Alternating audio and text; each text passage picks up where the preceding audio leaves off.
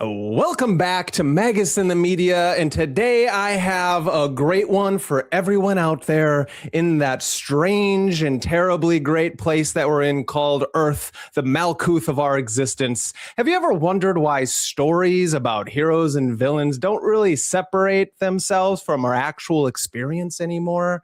How maybe anime and superheroes and the world around us are all seeming to echo these similar patterns that we're seeing not only within our mind, but within the stories of today, and how these conflicts are continuing to ask the same questions that they've asked from the dawn of existence into the now strangely paradigmatic zeitgeist that we call Earth, the power, the truth, and what is actually real. Well, this fine evening, myself and the great Jin the Ninja from Threshold Saints and the Grey Lodge are going to dissect just that.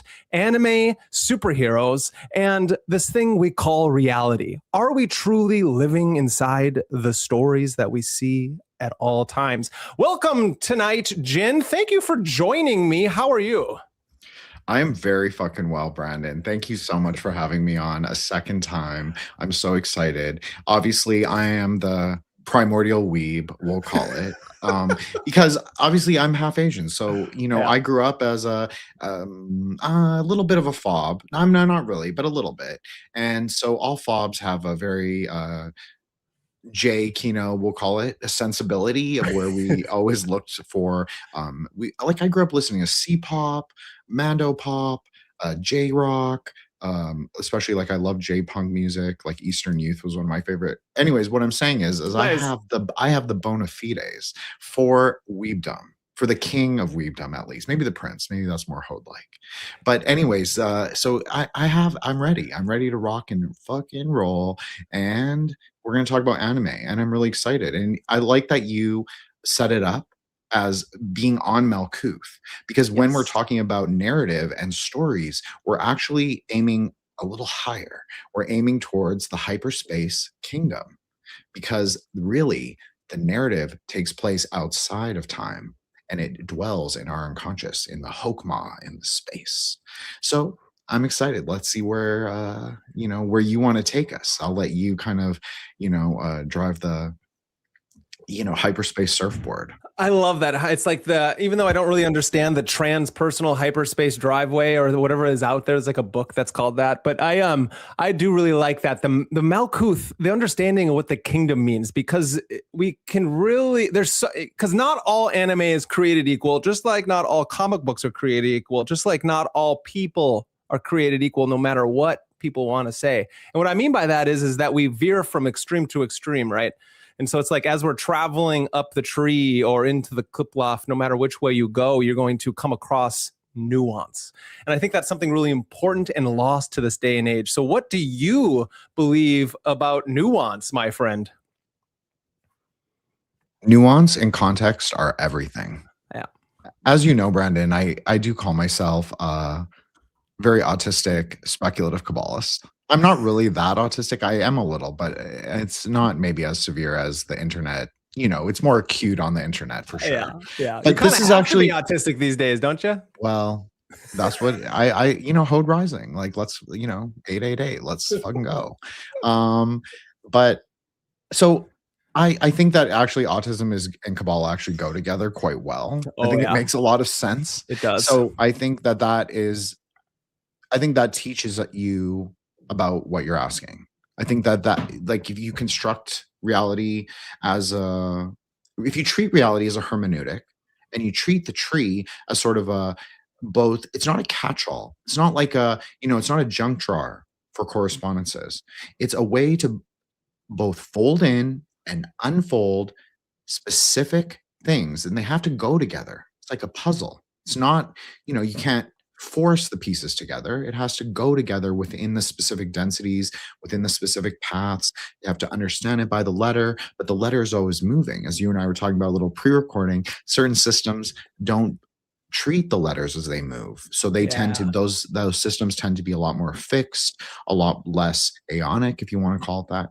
And so I think context and nuance is everything, because I think that teaches you how to properly understand the tree, because you will say, in this context, the light moves this way. But if you take it from a different angle, a different perspective, you can say, actually, in this instance, the light moves this way.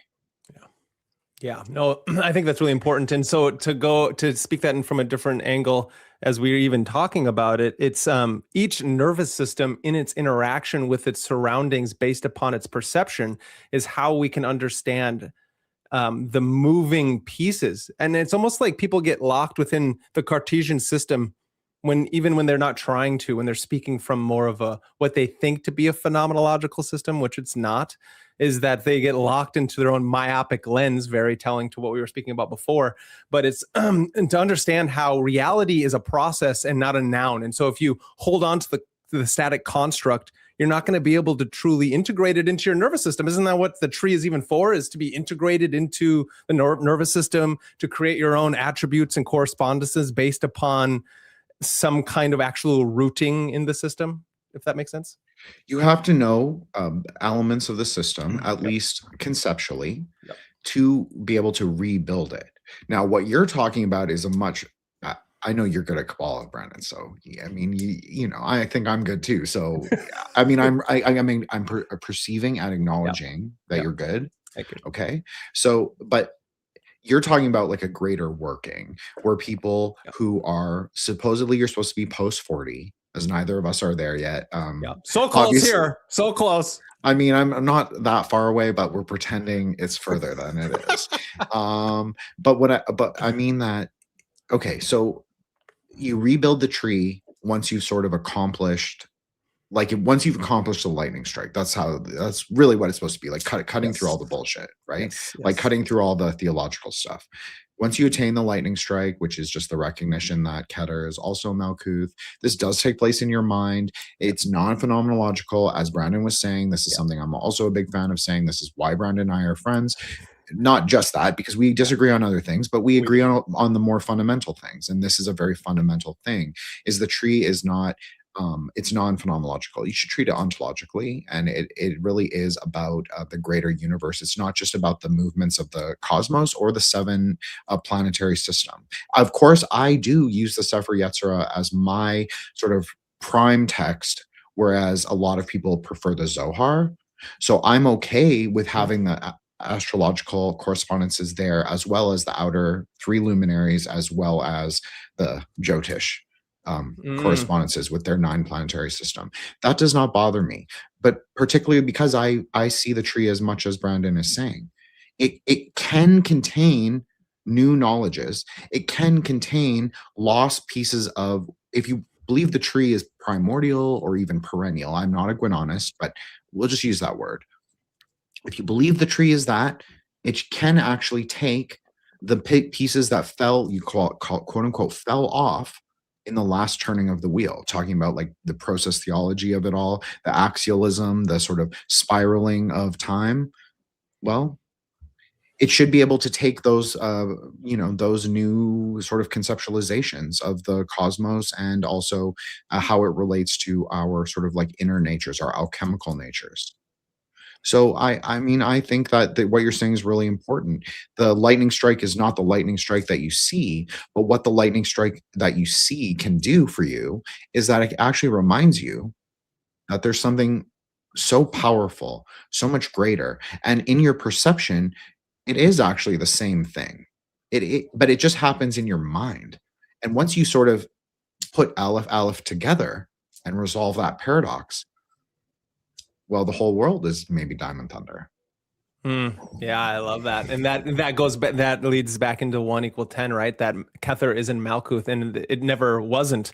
And I think that leads me into are we living inside the story of how people will continually want to try to blackball us, and try to have this, they get too far into the stories, not realizing the cosmic drama for what it is, which is then why I think our animes and our superheroes and a lot of these, if we are the cosmic weebs, then it's really important to bring that into our spheres and realize that the only way to reach your superpowerdom, whatever that is for suffering to happen.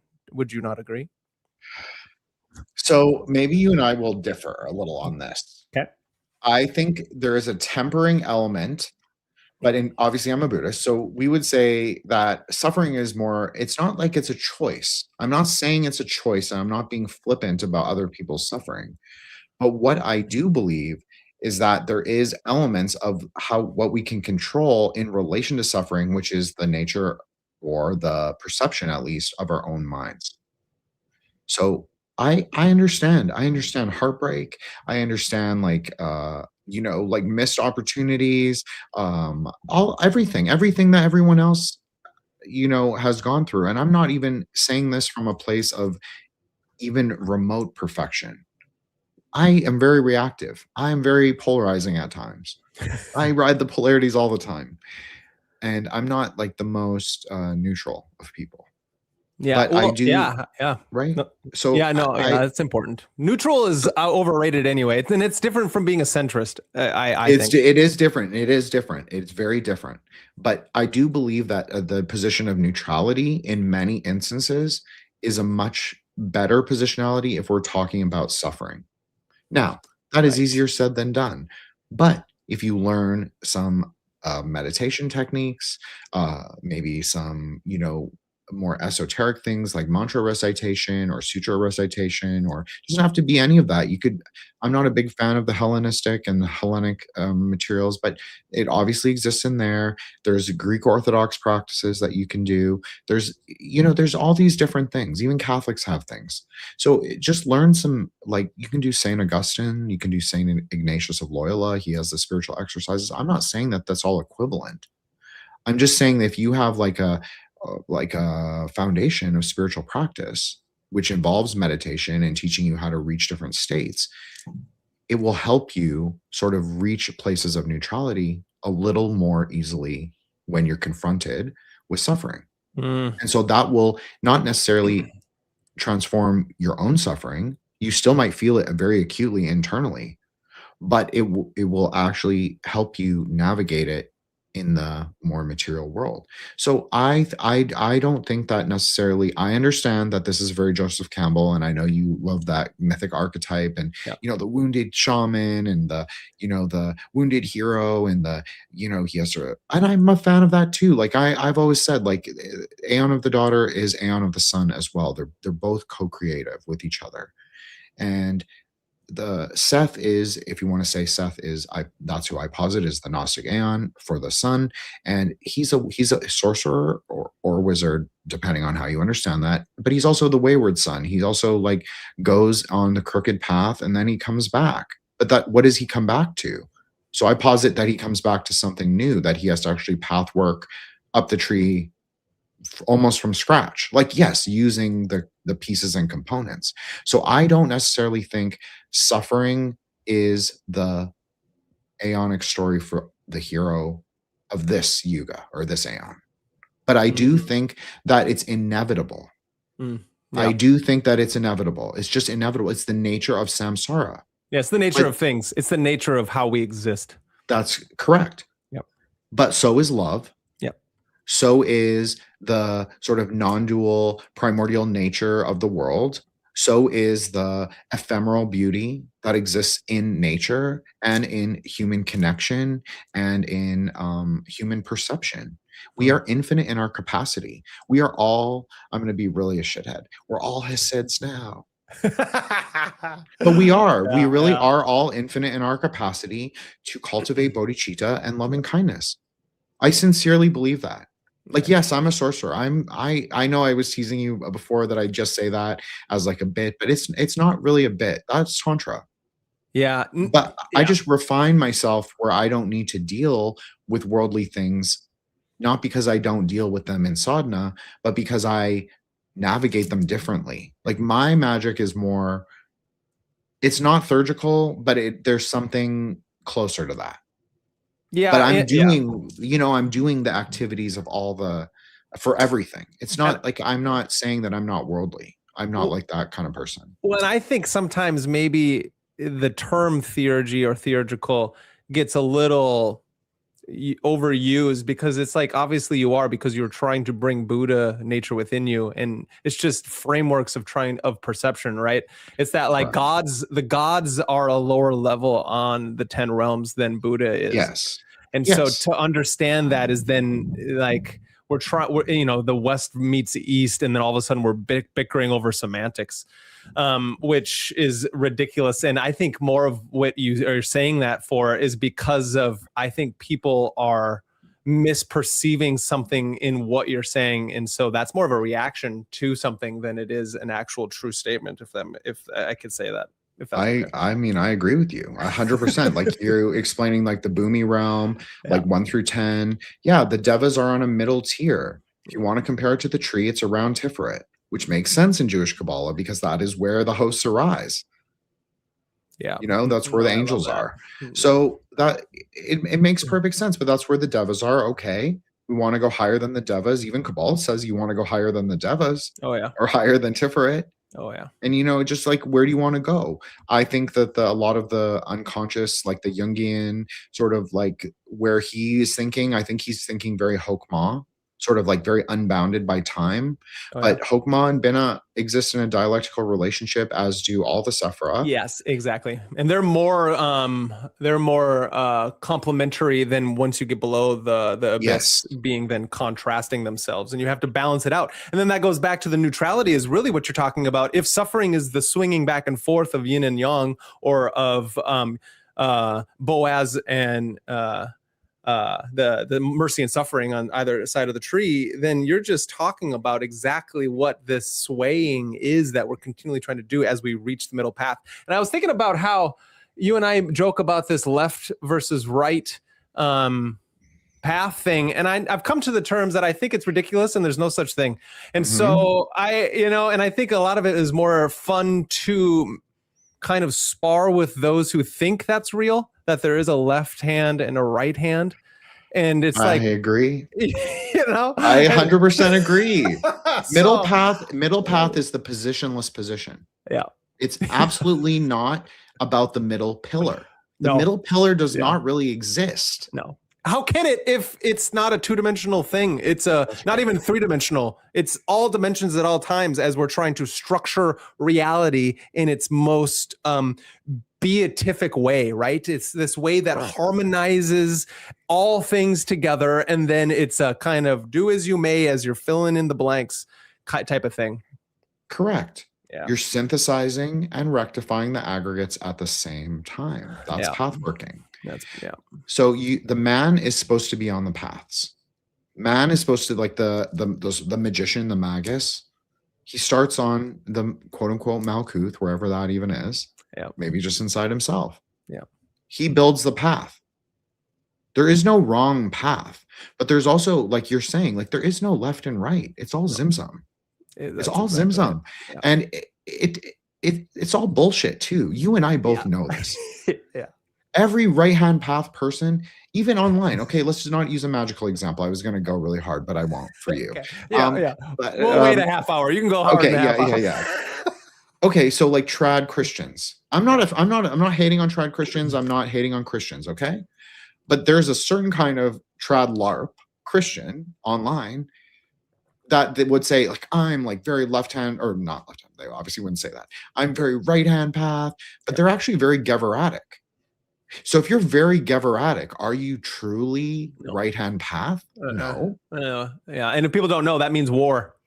Gebura, the red, the margin part of our aspect, which I think is a really important part, which then is being inverted by the governments of today. Go on, Jin.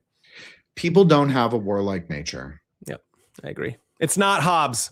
The Leviathan and Hobbesian life is brutish, sluggish, and short. Right. I do believe that like there is elements of that are true, obviously, and primate psychology. It's primate psychology. Yeah. But then the more global south you go, the more true it kind of becomes. But I also think like people have a choice. I believe in agency. I'm more of a, younger, like Ernst Jünger. I like his anarch model. I don't think it's perfect. I'm not saying I'm like I don't pray to my statue of Ernst Jünger every day, but I'm just saying that I do really like this model. And I think it actually fits the kind of, Adam Kadmon of 2026. Like, you are trying your best to navigate all of these decayed institutions, which are both Tiferatic and Saturnian at the same time. But you also are trying to cultivate personal agency, as well as, I know people really dislike when I say this, but I think that the Marga is actually the initiatic process.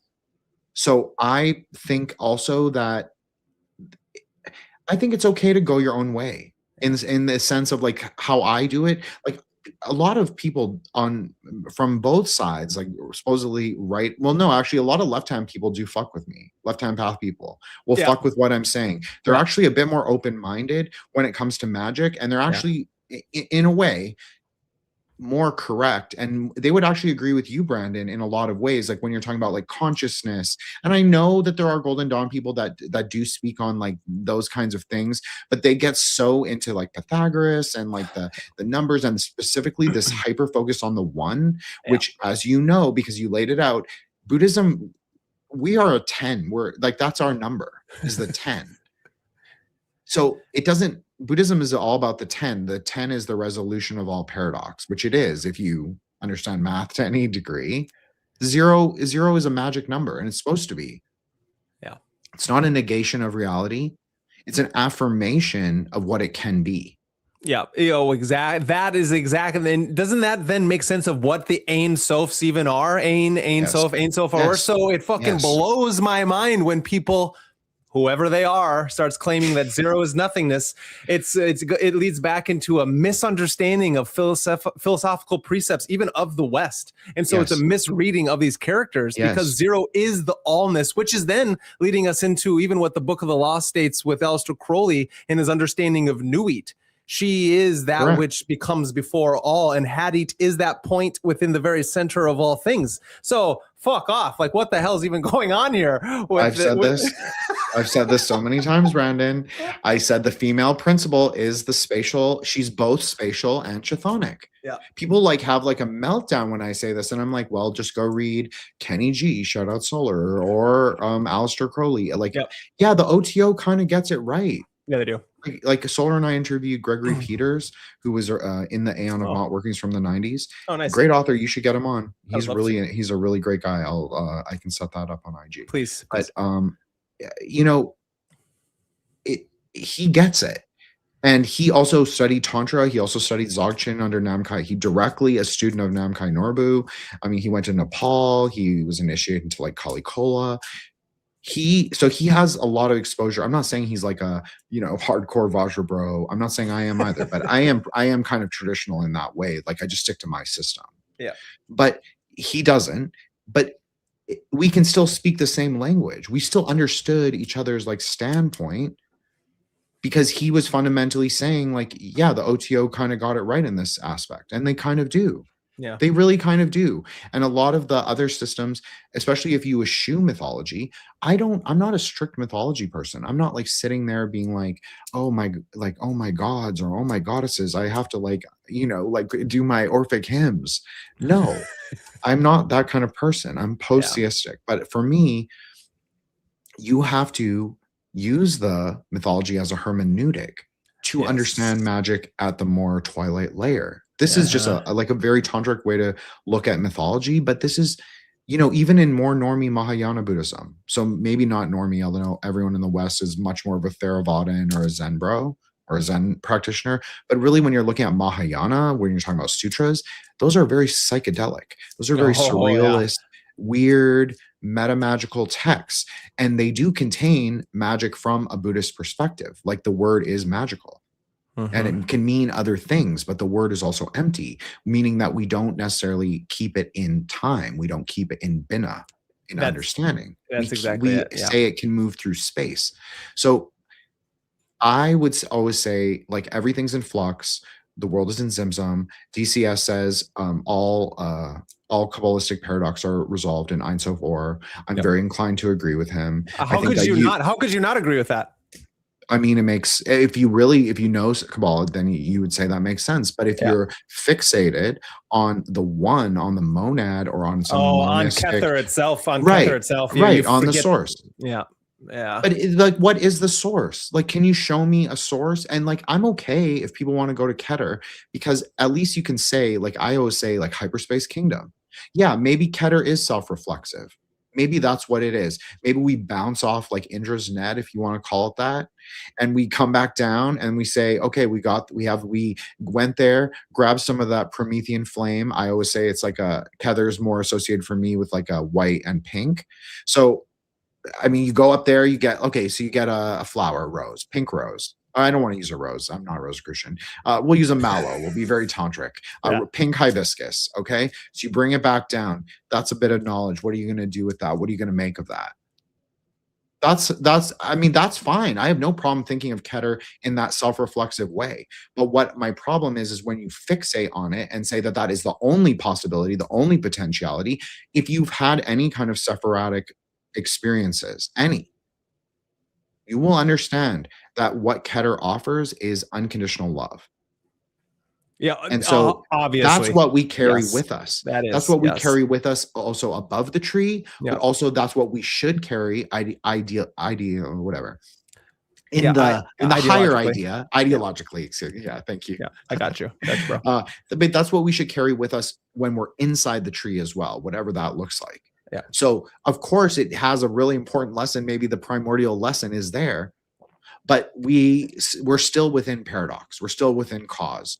So we have to go through that hyperspace kingdom, or we don't. It depends, because everybody's tree is different. Some people's tree ends at Keter, and that's okay. And I'm flexible. So what I'm trying to say is I'm very flexible with how you envision the tree. Like maybe Ein Sof Or is actually down here with us. Maybe it's something inside of us that we, maybe it's that Diamond Thunder layer. Maybe it's Pardes. Maybe it's that fifth density. Who knows? Yeah. Well, what is then the divine spark that leads the lightning bolt to flash itself all the way into then the remembrance of our highest aspects of ourself, right? That would be not Kether, because Kether is but a vessel for the already vesselized purity of nothing that is Ain into. And so this is highly abstract. And how we're going to bring this back into then what this means is that there seems to be, go back to the Gebura and how people, want to continually go back and forth as we sway from side to side of the pillar of mercy and severity. Reject dialectics. It's not a rejection. I'm sorry. It's not a rejection. I like that, but don't even fall for it. You don't have to reject something you don't fall for. Well, that's correct. Yeah. But see, it's an ebb and a flow. That's why I always use the metaphor of a bow and an arrow. Yeah, I like that. You have to have tension. Gevura is the tension that creates the force to fire the arrow. But Jupiter is not a horizontality. This is like, if you just understand Kabbalah, people who know will know. Jupiter can be a force for anything. It's an infinite in its potential. It's the lightning. It's the stable field of lightning. The polarities between the supernal waters and the primordial waters. The waters above, the waters below. Lightning is formed in between because of the, nature of the electrons or whatever. And lightning can also self-arise. Lightning can also come up. There's many photographs. I mean, I post a lot of them on Twitter, like of lightning that actually arises from the ground. Yeah, hey, that's actually what this guy said right here.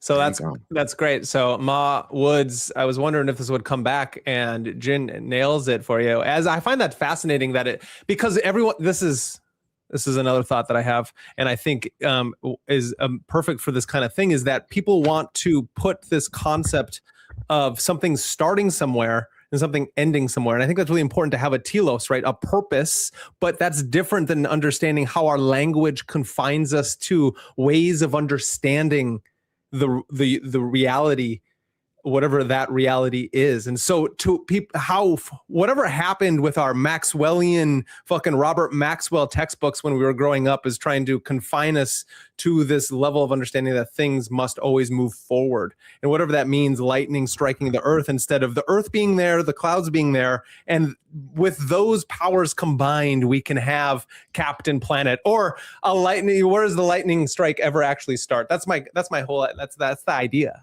that I'm trying to get 100%. Captain, he's so funny you brought this up. because I was thinking of Captain Planet, because if you actually think of it as in a Buddhist way, you can. I know this sounds insane. I know people are gonna be like, well, people who listen to me don't think this is insane. Well, I mean, Maybe, look where we're at maybe here. your audience will think I'm insane. No. Well, no, because you talk about anime all the time as All being a the time. hermeneutic. So it's Yeah. not, this is really not crazy. But you can think of exactly Captain Planet is the Rigpa. His hair is blue-green. His hair is like turquoisey, green-blue. Yeah. He has a Quicksilver body. Just saying, he does, or He does. adamantine body at least. Yeah. And like fire is in the West. Fire is represented by Rocky, like whatever his name is, I forgot, but like America, I think his name is Rocky. Yeah. But he's like a ginger, and he is the, he is America, and they are represented by the Promethean fire. Yeah. Russia, Eurasia is represented by the wind. I forgot her name. She has like some Soviet name. Yeah. But that it makes sense because in Buddhism, air is the composite element.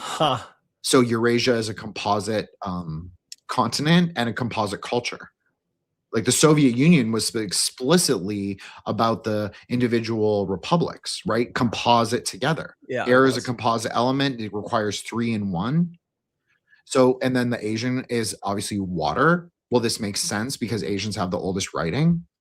So where does the primordial word arise? From the water? The great waters of life and all that.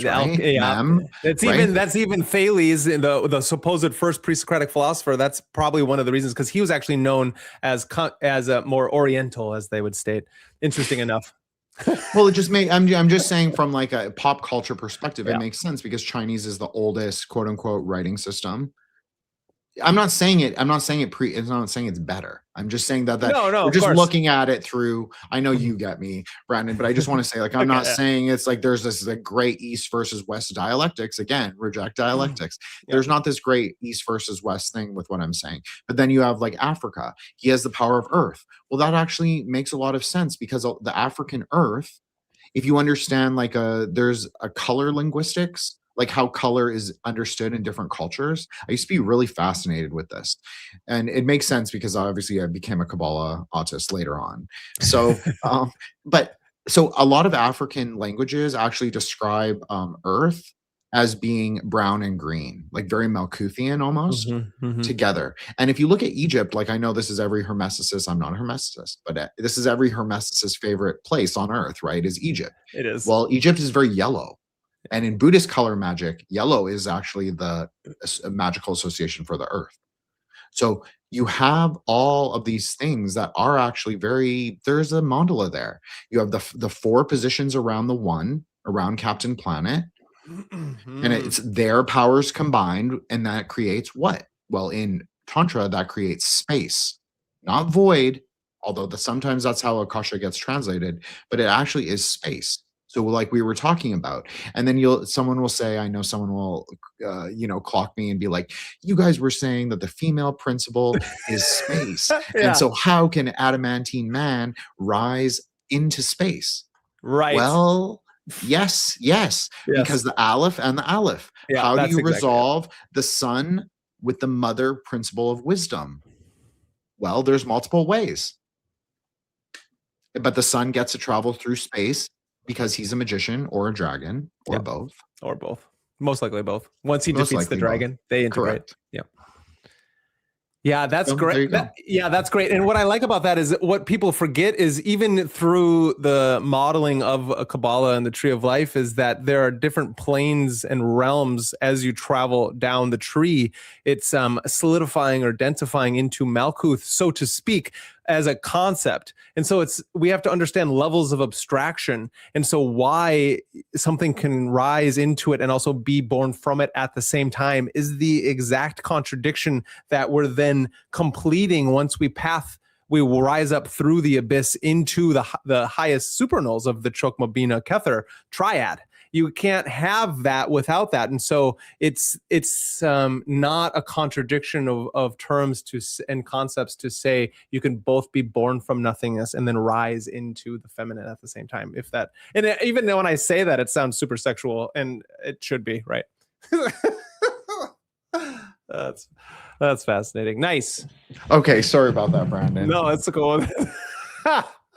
Yeah, I find it's just fascinating how stuck, and I think that goes back to the story we're living inside in this day and age, and why I'm continually try to tell people to gain control of their own nervous system, and I'm also trying to figure out how to speak about that in the most embodied way, because it sounds like I'm only talking about body, but I'm not. I'm speaking about that's why Heidegger had to create the term Dasein, right? Is that you're being in the world, trying to understand big B being, but through that understanding, we're getting caught within just small b beings. And so it's like, if I can gain control of my own nervous system, I then have the ability to be my own master and to understand the signs, the symbols, and the dark sorcery that has trapped me within confines of lineality.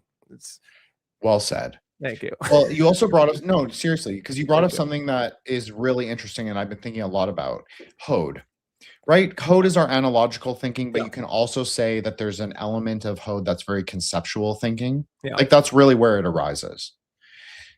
So the reality is like, yes, conceptual language can be bullshit and often is, most of the time, 99%, you can say. Yeah. But there is actually an element of where it's useful, like I was saying about mythology, or like we were talking about with Captain Planet, or like you do with anime all the time. Yeah. You know, that there is a use in conceptual thinking, but it's how it's executed in the world. The interesting thing about, well, the film, I know we're very close to the same age now because we were talking about it pre-recording. I won't say anything.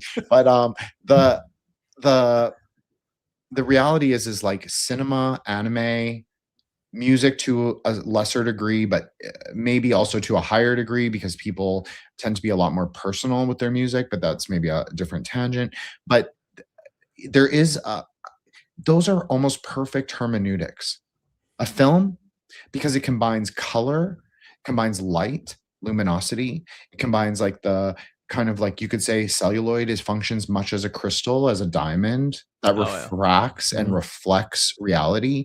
It contains archetypes.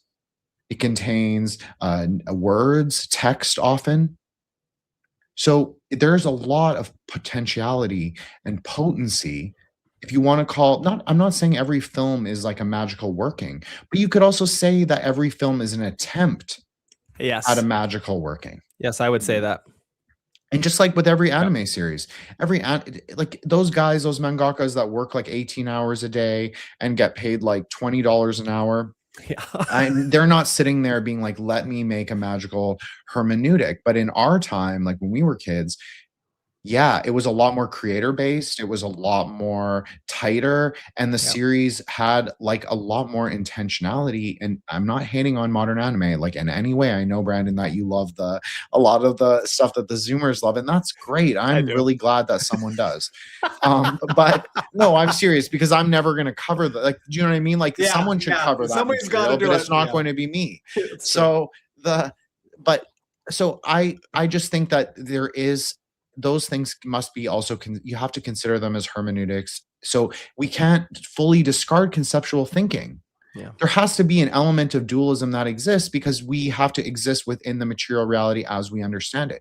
We're also not capital G Gnostic. I might be a small G Gnostic in many ways, both speculative and probably more in a, not a religious Gnostic, but just more we'll say speculative Gnostic. Yeah. But we're not rejecting the spirit or the body. We're trying to resolve the paradox, like you were saying. Yes. It's like you started us off at Malkuth, but we're also, as we said, we're sort of at Kether. We just forgot. Yep. No, that's exactly it. And there's actually, and it brings back to why I love Prometheus so much, and I'm going to continue to talk about this for the rest of my life, is that a funny, interesting scene is as Promethea has finally merged with her highest self, which is in Bina, because she is supposed to bring upon the end of days as she doves her way back to the main world, is that she meets the fool at the stairway to Kether, and that fool is dressed in the garb of the fool, but it's Aleister Crowley in his Epistemic stage. And so it's fascinating because of the conversation she has with him. Is the fool's sad, and it's sad because he's like, I'm already up there, but I forgot. And then he goes on and he like rambles on in some foolish, nonsensical way. So it's a really interesting way to remember that you are the fool on your journey and you sit within every single path and sephira at all times. And your consciousness awareness, your intentionality towards perceiving the world is then condenses upon this singular moment as you experience yourself going through all things. And so that's why it's so important when you are walking upon the magical pathway in your unfolding of individuation, you then see the world just as it is, beautiful in all forms. And then you can, one of Crowley's things he states in his journals as well as in book 4 is that when you are going through your workings is to see the major arcana around you at all times. And that's the easiest way to be able to not only memorize them, but to be able to see God in all things is kind of how what you said that's what it makes me feel. That is correct. That is correct. That's why I tried to go there with the lightning strike. I wasn't as, sometimes I'm successful. I use that metaphor, and sometimes I'm really successful. I feel it, and sometimes I don't. I'm sorry. Yeah. So thank you for bringing that back. But yes, we should recognize, even if it's not a theistic idea of God, we should recognize that all things contain, whether you want to go Buddha nature, sentient things, and all things can possess a relative degree of beauty as well, and truth, and like all those, a relative degree at least. And maybe the relative degree is not that it doesn't exist in it. Maybe it's just that it's ephemeral, passing. Like we were talking about suffering and the nature of samsara, and we're talking about process theology and sort of like the continuation. I'm glad you brought up Heidegger.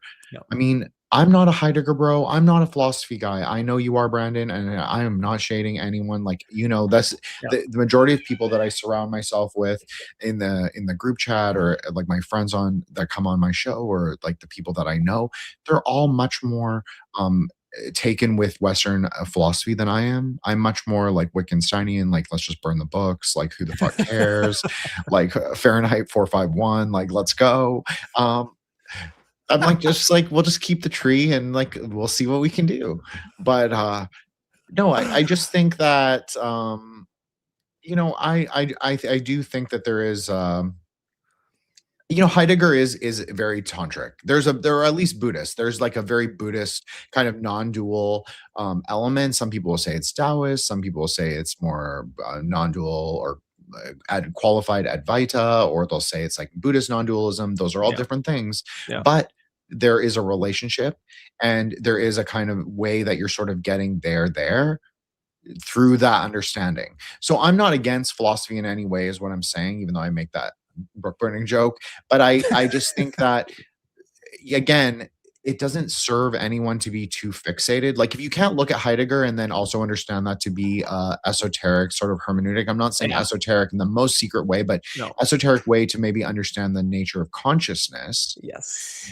The non-dual consciousness is esoteric because most people can't think in that way. Most people can't experience reality in that way. And I don't even experience reality that way most of the time, but I have experienced it a few times. And once you recognize the contours of that, you sort of can begin to articulate, conceptualize around those ideas. And that's obviously what the Tree of Life and Kabbalah and Buddhism and Tantric Buddhism, that's what it's all about. It's all about the Zimzum. It's all about the reconstruction of like the experience and trying to get back there, trying to pathwork your way back to that, but without fetters. You're not trying to put your own bullshit on it. You're trying to keep it somewhat clear and luminous.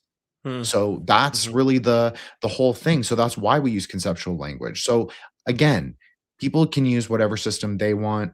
I'm simple. I'm just a sorcerer on the carnal ground. What can I say? I'm a monkey king. I can't think of that. The philosophy is just too high IQ for me.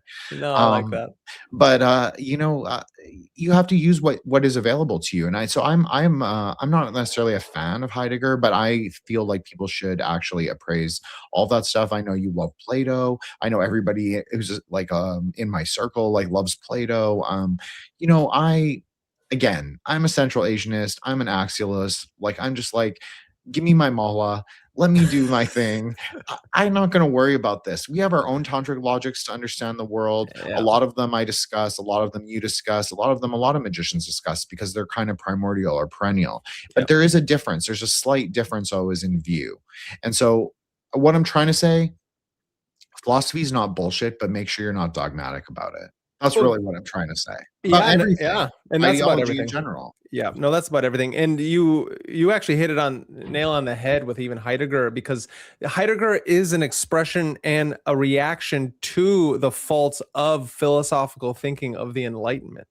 And so post-Cartesianism all the way up until Husserl and the existentialists, Nietzsche, right? And those things, Heidegger's like, all of our language is bullshit. Everything has so much baggage, and I need to do something else going on. And we got to remember, World War II is taking off at this time frame, and these people, whether you wanted, whether you like Heidegger or not, put yourself in their position at that time frame. And if you think you're freeing fucking people, you're a joke and a moron, because most likely, unless you are already actualized and realized in your own moral structure, ethical structures, and are willing to die for those things, you are a fucking Nazi.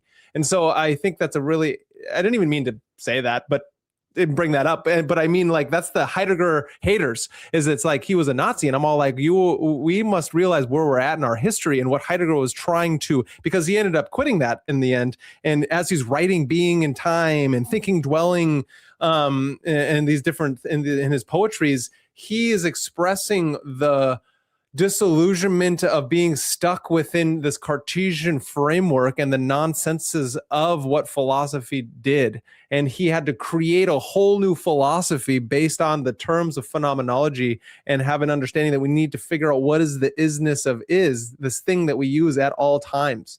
We're continually breaking down small b beings like cups and you and me and computers and trees and stuff. And he's like, no, I don't want to talk about that anymore. We need to get back to true philosophy of this wonderment of what it means to be in the world. And that's what he created, Dasein, that term, German word Dasein, as we look upon the horizon and trying to understand our own death. That's how we then get within the framework and the realms of big B being, not some ontological chain that goes back to the prime mover. And so it's a switch through your perceiving apparatuses to try to understand reality is not what you think, because of, until you have the view to look upon the horizon at your own death, you're actually never truly living, which is a very Bushido, Eastern, the Hagakure and the samurai way, Japanese way of living life, is to understand I wake up to know that I will die, and I will not die a dog's death. Shout out Ghost Dog, one of the greatest fucking movies of all time. It is a great film. I have seen. Great kino. We don't call it film, Brendan. Oh, sorry. Right. Oh, that's hilarious. Right, we're borrowing the language from the Zoomers, and obviously I popularized that on Twitter. I did. I did. People started being like, "Oh, Kino, that's what Jin says." I'm serious. I'm very cool on Twitter. I know, bro. You've got a following. I know you are. I know you are. People way underestimate me, but I'm very clever on Twitter too. So, you are. Anyways, I've invented quite a few words. I didn't invent Kino, but it is. The truth is that I am obsessed with obviously being Eurasian and like all things Eurasian.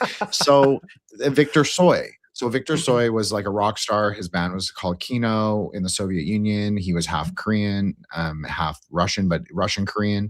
So he sort of embodied that kind of Soviet spirit. Anyways, so there's a famous GIF. It's him holding up the name of his band, which is Kino, which means cinema. So that's why we call it Kino. And obviously we're magicians, so it begins with a K, kind of makes sense. 11K. Right? Exactly. Yep. Nice. And that's a little gematria, bro, for but let me, okay, so I've got 2 points, and I won't meander bad, I promise. And if I do, you can stop me. Okay. But I wanted to say 2 things. So there was actually 2 mandala points I missed. Air is often affiliated with the northern direction. So obviously that fits Russia for Captain Planet, as well as Earth is often affiliated with the southern positionality, which obviously fits for Africa, because that is it's the global south. And Asia, or water is almost always associated with the east, which is clear or white, but it can also be blue. So it makes the whole show makes sense as a mandala, Yeah, actually, that's but I great. That's didn't crazy. I did not explain it properly, so I apologize for that. And fire is obviously in the west, and Yeah. et cetera. Well, Space is in the center, the positionless positionality. yeah, and the last one they always say is heart, and you have to have Right. hearts to Love. make the whole thing even go. Love is the cause of knowledge, as I always like to say. Lamed mem delet. Yeah, that's good. And Path 22. do what thou wilt shall be the whole of law. Love under law. That's it's. Well, I like love. I like love and will together. I think Yeah. it's better. Like the son and the daughter should go together. That's Mhm. how I see it. It's a love story. It's an Aeonic love story. It's Gevra and Hesed, and Yeah. like Well, even of course. right. And but like so, I think this Aeon is a bit switched, meaning that like obviously the Hermesicists will consider it like the divine androgyne. Like I don't think of it like that, but I do think that the daughter comes through fire and the son comes through water or Hesed. And I Mm. think that that is where Crowley and all the OTO people, except for maybe some of the Typhonians and obviously Frater Achad, he was correct. But he, he needed me. He needed me to come finish. Hey, They did you didn't just totally say get it. he needed you to finish him off? Finish the Aeonic war, Yeah. not finish him off. I don't do that. Yeah, no, we're not like that around here at Magus I'm not and the looking Media and for Threshold like Saints. a North Vancouver like Catholic We're not magician that. daddy. Yeah. We're not Yeah. that Crowleyan. Okay, that's No, like okay, so luminous quicksilver is sometimes used in tantric nectar pills, but it's not of yourself. Okay, it's homeopathic potencies only, just like starfire Yeah, is no, only it's good. homeopathic potencies only. Of course, if you want to utilize that, you want to be like a chaos magician, and that's what you want to do. Yeah. With your sigils, whatever you do in your own personal time, that's your business. So It's true. That is your business, and keep it there. I don't want it on my streets nor hearing it in my restaurants. And so let's. But I found it fascinating. I was just thinking about this. Have you seen the gifs out there, the memes where they put, the LBRP and Michael, Raphael, all the things. Instead, they put the Ninja Turtles. So I was just thinking, instead you put Captain Planet, the four main characters of Captain Planet. Yeah. Well, 5 is the more magic number in Buddhism, right? Because if we have a 10 realm structure, as you laid out at the very beginning, 5 is the magic number. Because in Buddhism, well, if you listen to me and you listen to my show, you listen to Grey Lodge, people will have heard me say this. And if you've never heard me say this, well, congratulations. You ain't listening. But the consort resolves all paradox. So all Buddhist deities have a consort, whether that's depicted or not. Because what is the consort? It's nothing to do with sex. This is like the biggest misconception of Tantra of all. It's about breath. It can be about sex, can be about having like a tantric consort. Do you know how rare that is? I've practiced Tantra for a long time. Most of that practices are sort of wayward and going like, it's not that common that is very successful anymore. I'm not saying people don't do it privately. And people can do whatever they want again. But in just there's many layers of meaning. It's like, again, Sambodhi Gaya. So it can mean your breath. It can mean the consistency of your own practice. It can mean the quality of your practice. There's a lot of different kinds of ways to understand what that like consort is. But it can also be exactly what we were talking about, Diamond Thunder. It's also wisdom. That is also the consort. Like the joke about Skywives. It's about wisdom. That's what I'm talking about. It's not about like, yeah, of course, that's how we envision it in Buddhism. The Dakinis will come visit you if you're a good boy, good Tantrika. Maybe that happens. I'm not saying I know anything about that, but I'm just saying, it can happen. But it really, in the broader way, it's about wisdom, free in space. Yeah. So cultivating that in yourself. So that's what I wanted to say. But also, you made some really great points about Heidegger that actually makes me think that he's talking about Kabbalah. He's talking about Zimzum. I just kept thinking of that because I was listening to DCS. He just released a new episode about Zimzum. And obviously, when I spoke to him, that is what we like. I think a fundamental kind of property of what we spoke about, and that is what it is. That's exactly sort of the nature of reality. It's like we get into the tunnels, we get lost in the tunnels, but in the tunnels are also space. no matter how constricted we may feel. It's still space. So wisdom can also exist there. So what do? You bring the wisdom into time, into your own mind, into the nine. I know. But that's what you do. And you synthesize, and then you make gnosis, make death right there in your own mind, whether you're trapped in the tunnels or whether you're out of the cave or whether you're meditating at the doorway of the cave, at the gateway of the stargate, which is obviously a more tantric way to understand, like the primordial Buddhas, Samantabhadra and Samantabhadri. All that is good. Both of their names mean all that is good. They sit at the threshold of the stargate. So they're neither in nor out. Well, I guess because they're in Yab Yum, they're kind of both in and out.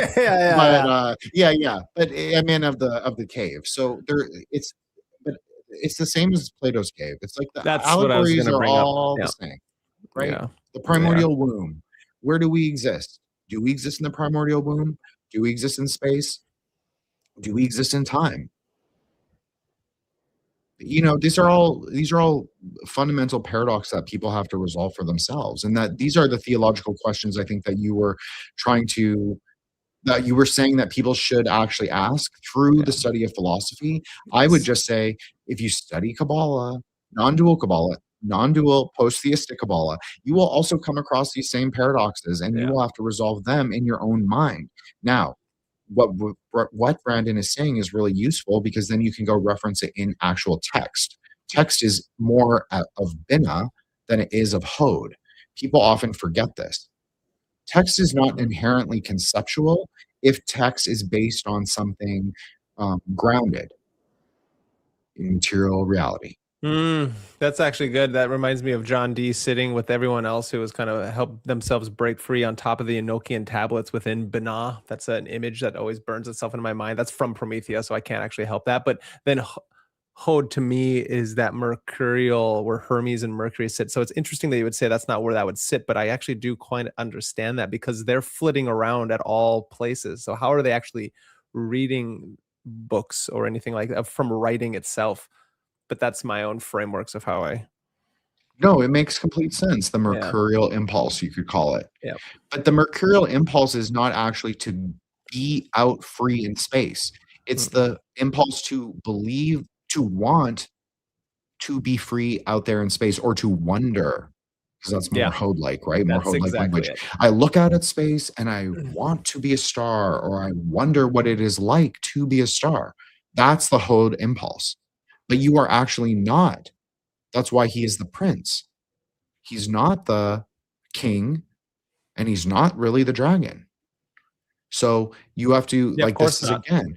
So a lot of people do, a lot of hermeticists do get stuck on Hod. And I did make obviously multiple jokes about hermeticism, Quicksilver, Hod rising, 888, all of that stuff. Okay. And so, but I'm not a hermeticist personally, because I believe that, like, I think that gets layered into kind of socio-political culture now.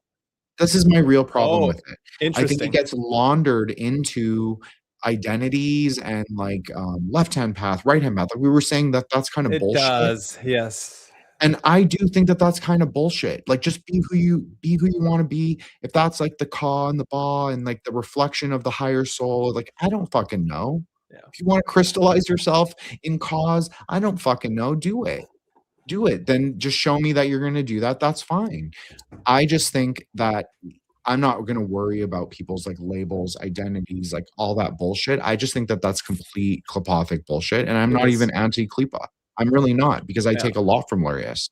So I'm not like one of those people that's like, oh, like Lurianic Kabbalah is of the devil, man. Oh yeah, that's bullshit. I can't stand that either. I don't care what anybody says. Even though I don't like Kenneth Grant, I fucking read his work and was like, Night Side of Eden is like, what the fuck? This is some crazy ass shit. And I love Lovecraftian mythology. And so if you're not understanding how important the Qliphoth is, let alone understanding where it come from, the idea, okay, just everyone out there, why the Qliphoth is even there, I'm going to give you a brief understanding of why. It's because in the beginning of all things, before the beginning of beginnings, there was the initial spark from the Ein Sof as it went into whatever this chaotic waters is, and it created the tree. It didn't work. And as it didn't work, it had to bring that lightning bolt back up into the Ein Sof, as then it left this thing just floating, right? This is all conceptual mythology, idealism, that we have to have a good conceptual framework with language and story, which is then, are we living inside the story? Which means, yes,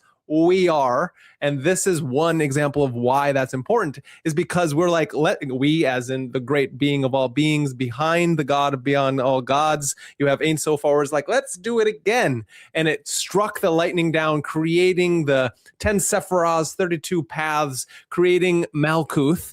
As it Malkuth, then it could have struck the same spot, right? Because there are no spots, right? And so as it struck that spot that there is no spots, it connected itself to the Qliphoth. We are in Malkuth, connected to God and connected to the Qliphothic realm of the underside of the tree. And so that's my brief explanation why it is important, and to not forget that that is there. Because what happened was, when the Ein Sof struck the lightning bolt all the way down, creating the Qliphoth, striking it back up, it left shards of itself within the Qliphoth. And it is those shards that we, whoever we are, those of us who are on the path, magicians, sorcerers, whatever you want to call yourself, as a creator, mimicking the great creator, the mortal God embodied, we are trying to help find these hidden shards. It's the game of all games. And that is why it's so beautiful in these animes and these superheroes and these comic books, and within the reality itself, we're starting to realize that. It's what are we doing right here, Jin? I found another shard of the great divine within another body, and I call you my brother, because it's like, without ever seeing you, I could realize through just what I hear and through your speech, the logos coming forth, that you were an already slightly, whatever that means, awakened individual that we can have similar conversations with, and we must find the other pieces, because that's the great game. It doesn't actually matter, but it matters more than anything. And so that why the Kabbalah, the Lurianic Kabbalah, why the Qliphothic thing is important, because most people don't know why the Qliphoth is even there to begin with. Can you help me with anything that I missed? You didn't miss anything. I thought you did a great job, Brandon. Thank you. I'm a little snobby about Kabbalah. My one thing. But now I've always thought you did a really good job. I really do. Thank you. I would definitely not say it on a live. If I thought you did shit, I'd say nothing. But so if I'm saying you did good, it's good. Okay, thanks. You can even bring it even more into Malkuth. If you want to give it a real world example, you want to call it that. Just imagine like a extremely tall oak tree. Even if you cut down a tree, the roots they last for hundreds of years, and the aggregates they disturbed, and there's always like trace elements of that if a huge tree was there or is there are like even a bacterial symbiosis, not necessarily with oak, but many trees have that. And so you can just think of it like that. Like, how do you ever fully get rid of knowledge? How do you ever fully get rid of wisdom? Because wisdom's always free in space. So even wisdom exists in the material world as well. Yeah. Because everything is also made of light. That's not a negation of matter. We resolve that. We say, okay, it's both. So I agree with you. And like Rabbi Nachman said, like the Zodi has to recognize the Zodikim. That's the whole point. That's like literally my whole podcast. Like, you want to say, like, that's why I call it Threshold Saints. I mean, I didn't use that specific idea as the genesis of that spark, like to give that name. It was more subconscious. It was more from Hokmah. It was like just more one of my writing ideas. And so that's how I use it. It was more from actually Chinese mythology, like the Jianghu, like the rivers and the lakes, the kind of like the parallel system of the world. Of magicians and sorcerers and swordsmen and all of that, like the Russia, the criminals, the criminal underworld kind of, but they're not necessarily criminals. They're kind of like some of them are heroes, some of them are bad guys, some of them are neutral. Obviously, I consider myself more neutral, because we all have these crazy lived experiences that you can't just be reborn again a virgin. Like, it doesn't, that's not realistic for life, right? So that's the same thing. Like, I'm using like a very kind of plain spoken example, but it's speaking to the tree that I was saying, the oak tree, and you cut it down, but the wisdom is still there. And if you know an oak tree, they fucking put their acorns everywhere. So you get all these little sproutlings coming up every single year, everywhere, and you have to like watch their spread, but it can be incredible too, right? Like you can create a grove of trees. Yeah. So that is kind of like obviously in Kabbalah, we usually use the pomegranate example, building the garden of pomegranates, the orchard, the Pardes Ruminaim, the orchard of pomegranates. That's the whole point, is like you plant as many seeds of knowledge. What is knowledge? Knowledge has to be forged in the consciousness of the person on the path, of the initiate. What is the initiate in 2026? Well, I'm very chaos magic. I'm just going to say it like straight up. Like I do not buy into, I know you know this privately, and this is not a reflection of Brandon in any way or any of his or anyone associated with me. And if they want to pursue institutional things, that is all the power to them. Honestly, I want whatever goals like everybody wants. If I care about you and you're in my, circle, whatever you want, I'm cool with that. But for real, I am not going back. I'm going to live forward thinking in the Aeon. That's just me. So I'm just saying, I think that the path of the initiate is to like rediscover knowledge and wisdom. You can use the texts. They all exist. They're everywhere. They're all over the internet. And text is really Binah. So, just do it in your own mind. Like DCS says, Dath isn't really there. I agree. I said this 3 years ago. Dath isn't really there. Dath is forged in your own consciousness. It's a synthesis between the two. Then you can go with verticality and go through Kether, experience like primordial love, if you want to call it that. You can go outside the hyperspace kingdom, maybe, and maybe you can even go even higher. I don't know. Everybody has different goals. I learned this a long time ago, Brandon, is that I would say like, yeah, I'm going to go like surfing with the sky wives. Like I'm out of here. People take it like I'm actually saying like I'm getting out in this life. Probably I'm not. Most likely I'm not. Because this is a normie Buddhist thing. I'm sure you'll clip it and I'll be like, oh my God, I can't believe you said that, cringe. I'm sorry, but this is a good normie Buddhist thing. This is a spark. This contains a spark. Samsara is also nirvana. You have to reconcile the matter with the spirit. You have to acknowledge that you're here right now. And if Diamond Thunder is here right now and existing within you, maybe you don't perceive it, but it is there. Buddha nature, right? Then there is no paradox. Malkuth is Kether. Aleph, Aleph. But there is a paradox. Yeah.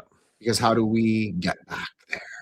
And that's what everybody's concerned about. Yeah. Perennialism, primordialism. If you're an axialist like me, you can just say, fuck all y'all Magas, because we understand like it's always moving. It's like a spiral. It's always going. So it doesn't matter. I love that. So anyways.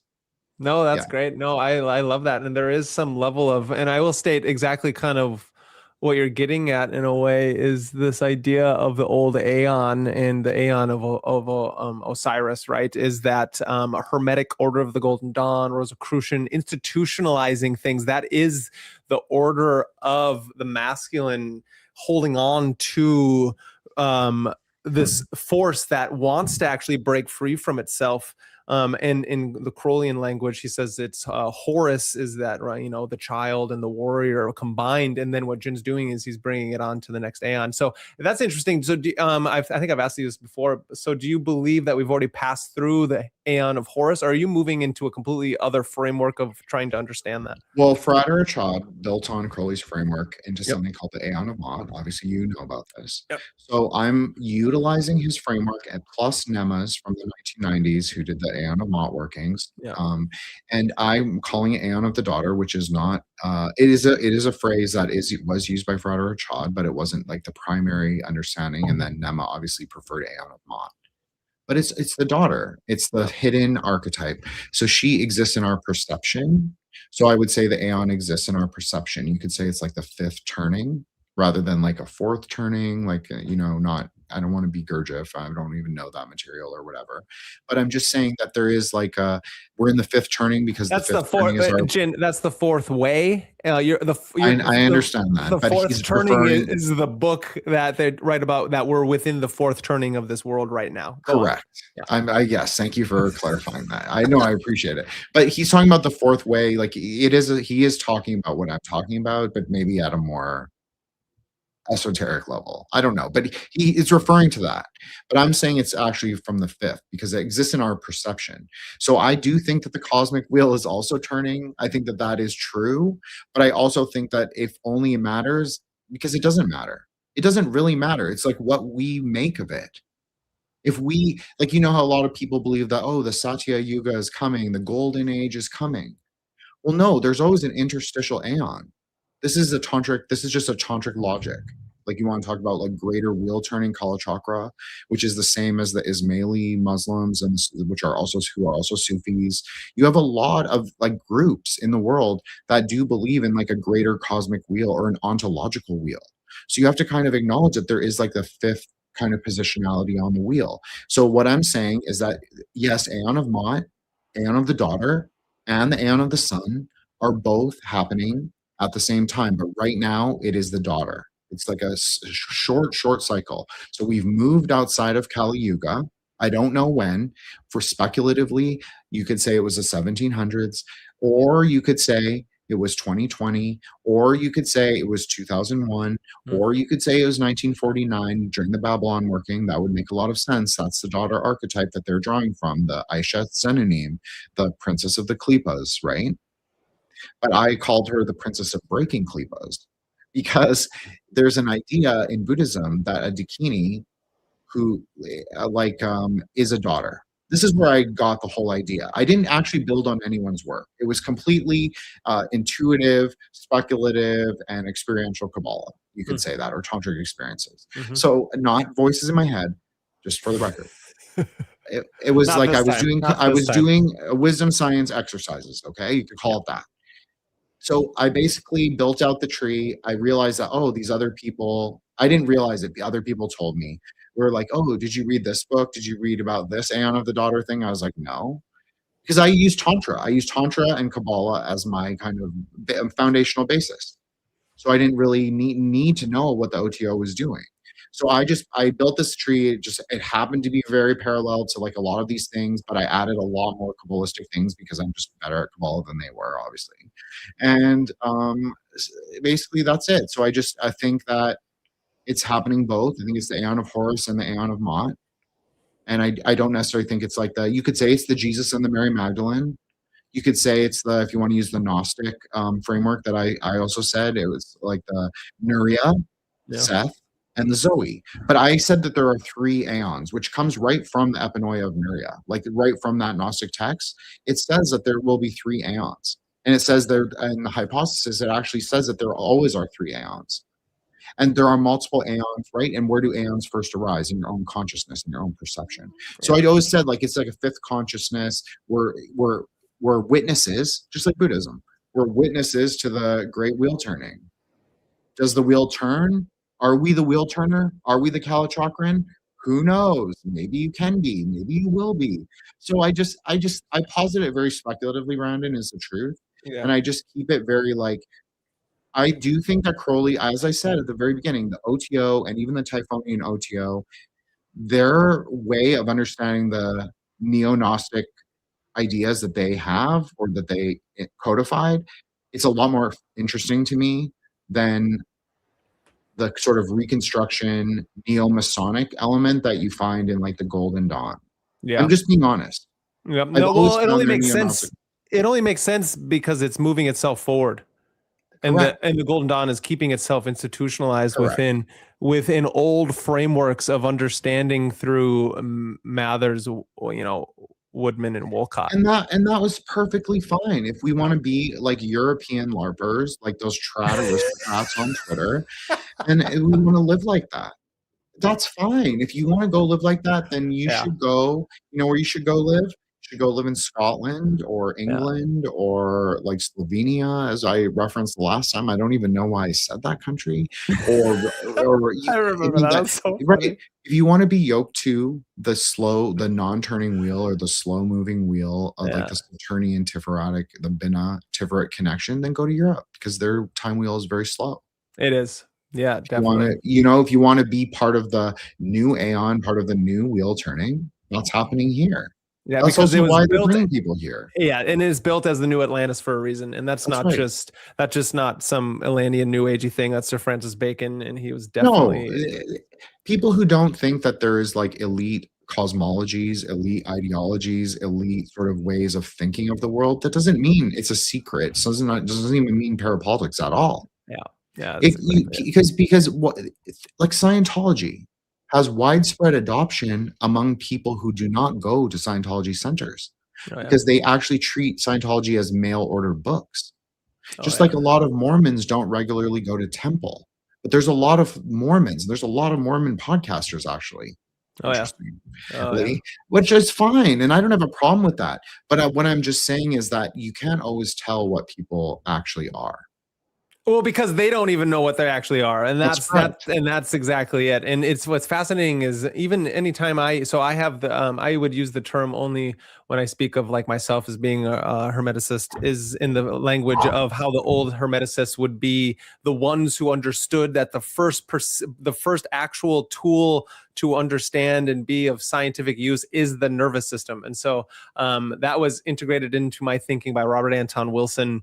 And he said that in a talk I listened to over and over and over again, most likely high dosages of like THC or some shit like that. So it's deeply ingrained into my nervous system to think of hermeticists as people who use that as a tool. Fascinating enough, the Hermetic tradition, which is being taught by a lot of people in the community, they forgot that that's what hermeticism actually kind of means, let alone not just the way of the mind by Hermes Trismegistus or anything like that. So it's a fascinating thing that the fine-tuning of the nervous system brain connection has been so forgotten in the occult spheres, which is quite aggravating. Don't we was king. Don't worry about who the fuck your ancestors were in like 1949. Like who the fuck cares? Yeah. I'm being for real. Like I know I'm a Hapabrian, but everybody's a Hapabrian for real. Yeah. I just use that as a framework because I am Hapa, but it wasn't really about that.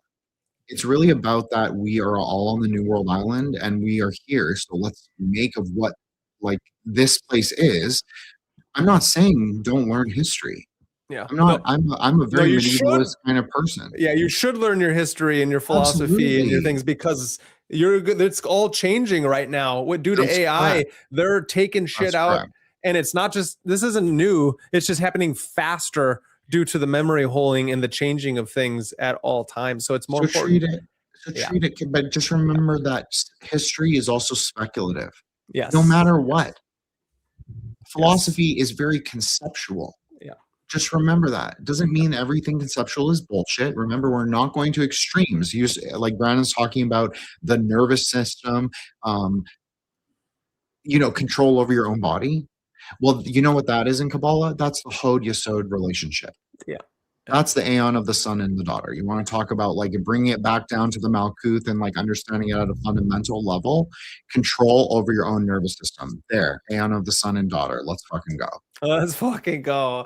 Oh, Don DeMarco. No, I completely agree. And I think if you're not doing that, you're getting locked within old institutional frameworks. And magic is fundamentally changeable in the unchanging realm. So you take Heraclitus and you take Parmenides and you mash them up over themselves and you get a hologram. It's that holographic nature of universe itself. So you're trying to take control of that astral light, right? Or that mercurial essence, this magic mirror that we all have as magicians or sorcerers in the world. And we are trying to manipulate that in your Qigong, your Tai Chi, and your Chinese Kung Fu sciences. This is the same thing. You're trying to manipulate your Qi by using your Yi, your intentional mind. And you can only do that through your mind-body axis continually moving in the world through certain structures. But as soon as you have that ability to do that, now you can manipulate that at will. And that these two systems are almost interchangeable. And so it's all about those frameworks of existence and how we then see those frameworks, right? Right. Like, do we see the klipas? The words are klipas. Right. Conceptual language is a klipa. Do we see it as clear, having its own luminosity? Yes. But what kind of word has luminosity? The empty word, that which is spoken. Spoken words are a lot more easier to understand than textual words. This is why, but the problem is they also have their own pitfalls, like with everything. Just like the written word remains much more static, stuck at Bina. Yeah. The spoken word travels through space, so it inevitably degrades, maybe not changes, but the outer appearance changes. So then the way we analyze those words through Hode, it gets changed because our perception changes, our time changes, our reference points, our context, and our nuance, our ability to have nuance of the past changes. You can prove all this in Kabbalah, but even what Brandon was saying, like it's the yesod, like the foundation, the root consciousness, Yep. and then you're going up to Tiferet. What do you will? Where do you want to go? Do you want to go to Bina? That's fine. You want to go to Hokmah? That's fine too. You want to go to Dath? Well, that's fine too. You want to go to Kether? You want to go outside? Like, figure it out. That's why middle path positionality is the positionless position. Because you can do all those things. It just, like, what is your ontological view? What is your sociological goal? I'm going to go where the light takes me, personally. I'm going to follow the word. That's me. Yeah, I like that. That's a very Buddhist way, like a very like tantric kind of like, I'm not committing to any concretized reality necessarily, but that's like, I always joke, but it's not really a joke that I like, when we did the Aeon of the Daughter working for the Grey Lodge, I was always like, yeah, I'm going to follow the arrow of love, like Kurkula, who is like the Dakini that I said is the Buddhist equivalent to the daughter, the Nurya. And like, yeah, that's the truth. Like, that is what my intention was. It wasn't like I didn't think of anyone or whatever. It wasn't like, but yeah, I mean, but love can mean many things, right? Like, that's the one pitfall of English, is we actually do have a very expressive and magically potent language. It's just not magically potent in the way that we necessarily speak it, but it's very playful and it's very poetic, actually, English. Yeah, when structured well.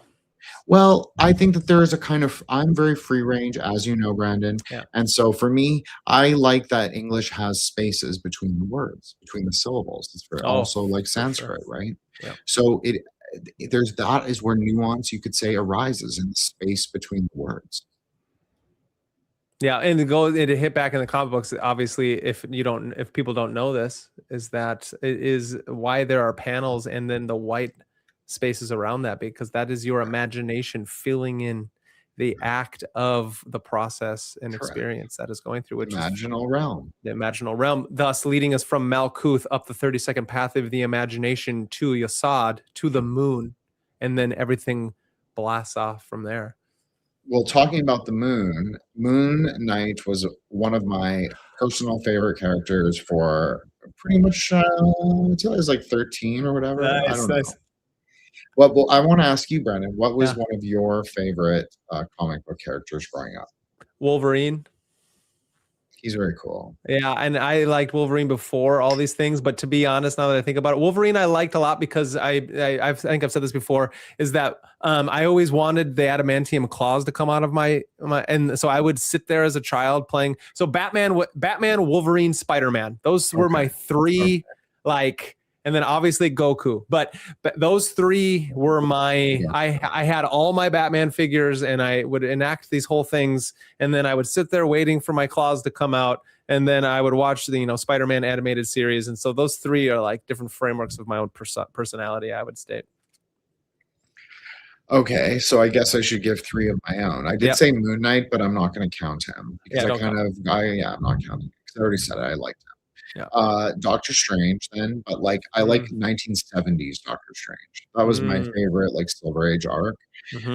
Obviously, John Constantine from Hellblazer. Oh yeah, because I'm always gonna pick the magician every fucking time. And then who else? Oh, actually, I love a character from X-Force whose name is Magick. Oh yeah. Jik. Yep. Because she has the power of the demon. It's not Choronzon down there. But yeah, she's got the power and it takes her over. And she's got the big ass fucking sword. I love that image that you have for one of your Threshold Saints. Thank you so much. Well, that was my episode with Sochki, right? Because it makes sense. He's talking about the Sailor Moon princess. Well, Ilyana Rasputin, that's her name, magic, is that she has the power of temporal spatial kinesis.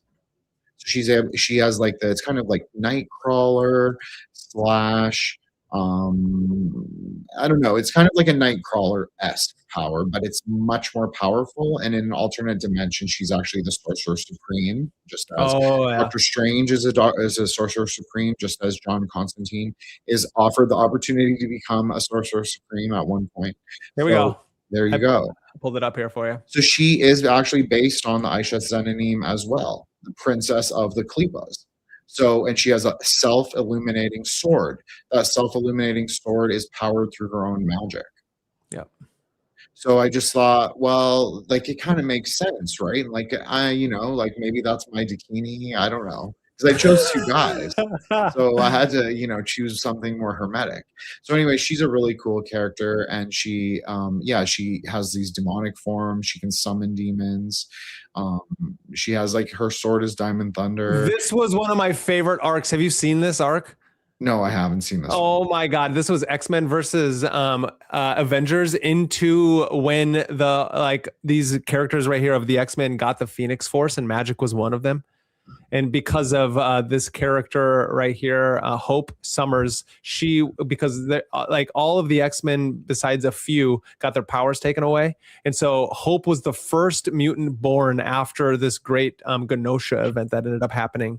And so Cyclops and these other ones were basically becoming their own nationalists, where they're like, no, we need to bring back the X-Men. And then the Avengers are like, no, we can't have Hope do what she's doing. This Phoenix Force that is coming to take over Hope is going to destroy the world.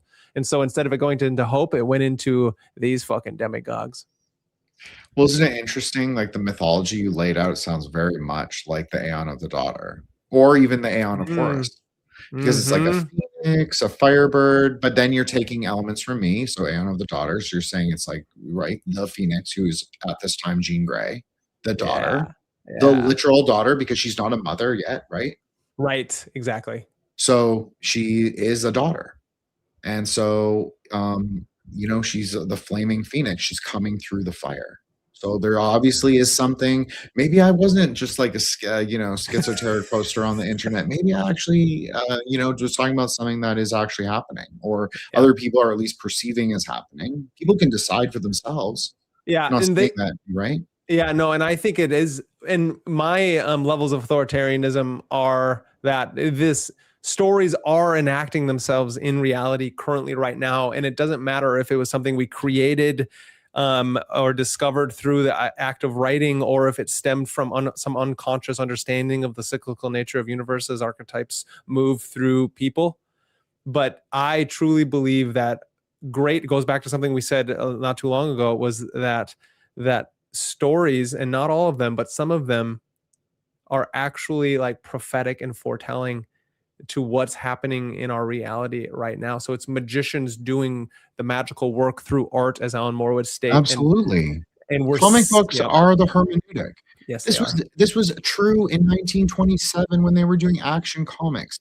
Yeah. All of the fucking writers, I don't take any political. No. I don't care about what happens outside of the New World Island because I live here.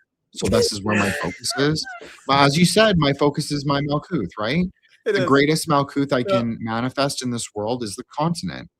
I can't control what happens anywhere else, so I don't really think about it. I love that. Right? But I would prefer not to be involved in any capacity. Yeah. Obviously, I don't, that's not my, my orientation is inward, not outward. So for me, I think that what was I saying? Okay, so they were all Jews, basically. It's all the comic book writers were all Jews. they All were. the author, all the pencilers, Yeah. they were all Jews. Psychedelic taking Jews. Yes, and they all knew Kabbalah to a degree, because if Yeah. you know Hebrew to any degree, you understand a little bit of Kabbalah. You understand that the idea of the letters of the Aleph, at least, and like the how Genesis is actually the foundational basis of Kabbalah, and all of them have read the Zohar, Yeah. and probably Gershom Schlolem, and like all that left wing Kabbalah stuff from the 1940s, and so that's the truth, is that, like, yeah, comic books are like the prime American hermeneutic. Oh, yeah. Absolutely, just as film is. That's why it's so disappointing that Hollywood took such a turn away from its very kino high-level productions. Like, people think of me as a Hong Kong cinema person, and like, yes, I do think Hong Kong is the greatest city on earth.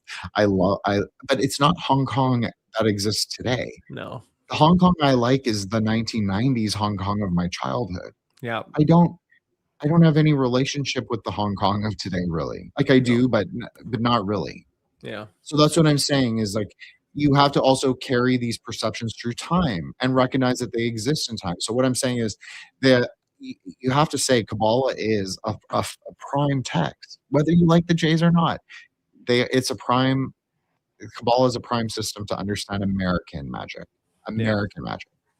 Yeah, no, it definitely is, especially because if you hit on one of the biggest well-known magicians in comic books, not in anymore, but Alan Moore.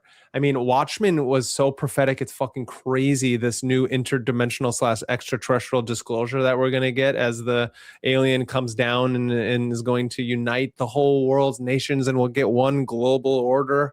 That it was foretold in Watchmen. Who watches the Watchmen? I almost named the stream that just so people can get a great understanding of that. A, there's not one great cabal running the world, and B, there is one great cabal running the world, and C, you are the great cabal running the world. So who's truly watching who? And it goes back to what I was saying about trying to lift sparks of the divine out of the Qliphoth and into Malkuth so they can take on their order going back up to the divine, is that I like the anime comic book storyline because it tells you how individuals suffer and overcome that suffering upon any extreme, no matter what it is, which is why we're nonpartisan here. All governmental structures are oppressive, and there never will be one that isn't, until consciousness reach the non-dual state and we can all live on Hapaboria with Jin over there. Well, Hapaboria is what you make of it. I mean, I think the millennials, I know everybody hates us, but the millennials are the true inheritors of the Promethean flame. Don't let the JD Vance hate. Like, I'm nonpartisan, as Brian said. Like, I don't give a shit about that. But I'm just saying, like, we are the true inheritors of the Promethean flame. That's the truth. Yeah. And in my opinion. So we carry the, like, I always joked, maybe it's not a joke, but I always said I'm one of the scions of Nuria, one of the people of the Aeon of the Daughter. And maybe that is true in a way, because I did do the Kabbalah for the Aeon of the Daughter. Yeah. So even though it's hyperstition, it's kind of true. And so I just think, I think people should just be generative, live aeonically, live for love, live for life, and what is your will? I think that provides a lot of answers. I think that's so American too. It is. It's like, what do you want to do, like, with your life? Yeah. And I agree that, like, there is no, I'm very skeptical of, like, both state and capital. And I'm not saying, like, I'm not an anti-capitalist in any way. Like, I don't know.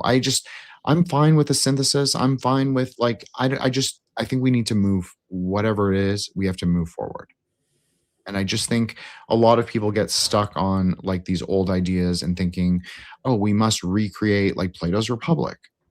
Like, we must maintain the infrastructures of like our fathers, talking about Aeon of Horus, Aeon of Osiris, right? Just Aeon of the Sun, Aeon of the Father. This is a perennial story. People have no idea. The Aeon of the Sun is not just like some Ptolemaic bullshit. No. The Aeon of the Sun is in Christianity. It's in Gnosticism. Rising and dying God. Correct. And it's in the Puranas. It's in Tantric Buddhism. Yeah. It is so universal, this idea of the wayward son, this, like, magician kind of Sethian figure, who is, like, saying that, yeah, the archons are bullshit. So the interesting thing is like, what are the archons? But our archons are often the sort of misperceptions and ideas of limitation that arise in our own mind, like that prohibit people from like Yeah. actually having Sephirotic experiences. Yeah. Like, this is my real problem with institutional magic. And maybe it's not a problem with the institution itself, but I often feel like they prime people to have the experiences that they think people should have. Yes. Yes, they do. Rather That's the problem of the egregore. rather than allowing people to have natural, spontaneous, you want to talk about this like Zen-like, um, kind of like higher Sephirotic experiences, like seeing luminous colors, seeing like words, seeing like having feelings, seeing like I don't like to think of it as like visions. I'm Brandon. I'm more like Kaiva like this. I'm much more anti-supernaturalist, but it's not because I'm anti-supernatural. I just think conceptually, it's like for me and Buddhists, especially for Buddhist thinking, using those conceptualizations of a strictly dualistic exterior supernaturalist framework that is going to harm people. That's actually how it's thought of. So that is honestly why I don't. That's the truth. I've never even spoken about this like on any other show, not even on my own show. I always refrained from it because of like the reservations that I had about like expressing it too dualistically. Yeah. But I also understand that like not everybody's ready to hear this like complete non-dual, like you're ready for non-dual gnosis, man. Like just jump in the ocean, take your LSD, like let's fucking go.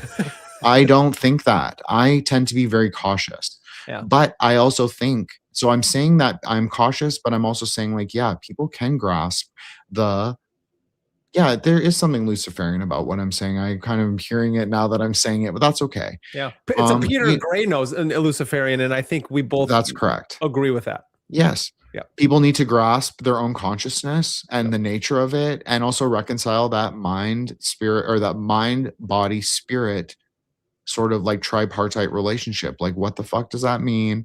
How do I understand it, and where do I want to go?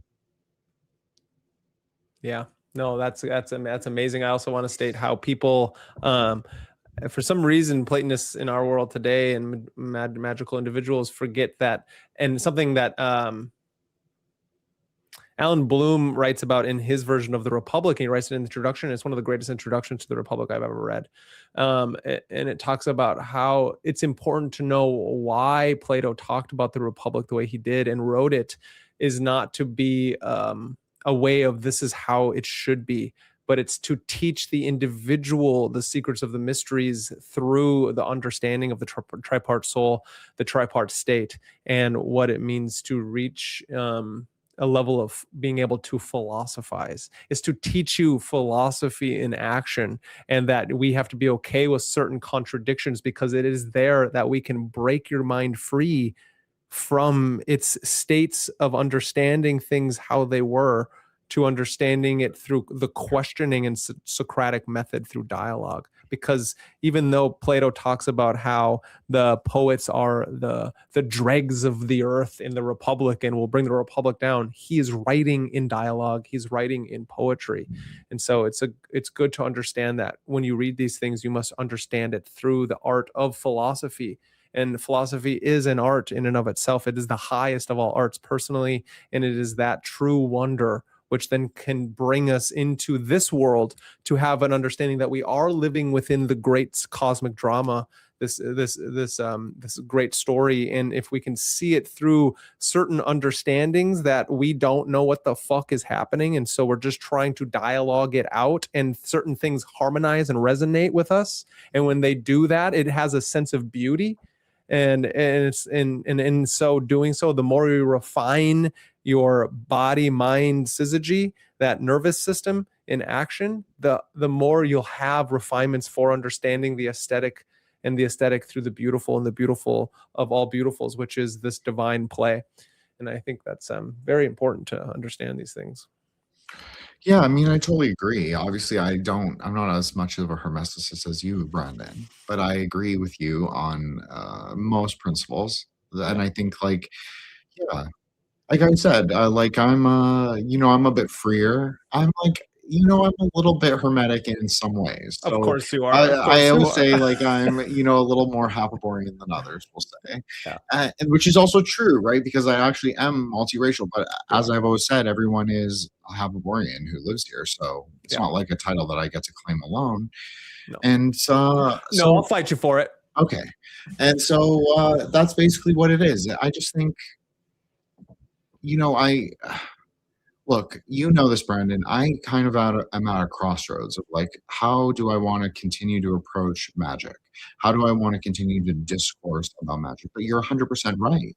The poets do control the words. Yes, The they do. poets are the origin. They're not the origin of the word doesn't come from the poets, but their reemergence in the world does. Yep. They're drawing from Hokmah. They're drawing from that spatial wisdom. That's what poetry is. I've had poets on my show. I Kabbalah pilled them as much as you can. And, you know, I'm having other poets come back on. And, like, they all kind of do know this. That's what I'm trying to say is, like, even if you're a normie, quote unquote, but a poet isn't a normie, right? A poet is kind of the natural outsider. So I just think, yeah, the poets do control the word, or they at least are a big part of its reemergence in the world. So the Zoomers on Twitter can then teach us old true millennials, all the cool things to say, how to type, how to post, all that. Yeah. But yeah, I mean, yeah, the magic arises in discourse. That's what I think is interesting about podcasting in general, is that it's a very meta magical, it's like magic of the new Aeon. That's exactly what podcasting is. Yeah. Where And everyone gets a voice. Everyone gets a voice of the logos, and you get to figure it out for your fucking self. Well, and then again, the Ipsos does have its pitfalls, right? Oh my God, so much. Is that the ecology is extremely, it's just like overabundant almost, and it's a lot of it is so meaningless. Yeah.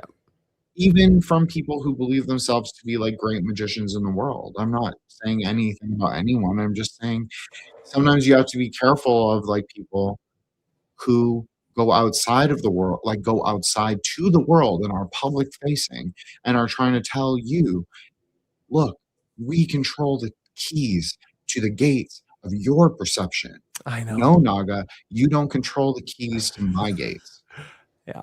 No, I completely agree. Which is then exactly what Crowley and what all great alchemists and magicians have been telling us, all the great ones for years, is like we get so stuck in the understanding of what institutions can do and pass along lineage that we don't understand that they're trying to pass along something that is within your own heart. That's what the I Ching, that's what these things are trying to teach you. It is the book of changes, and the book of changes is how, when you tap into the heart center, that holds the great mystery to all the keys, and everything else is all but melodrama and mnemonics.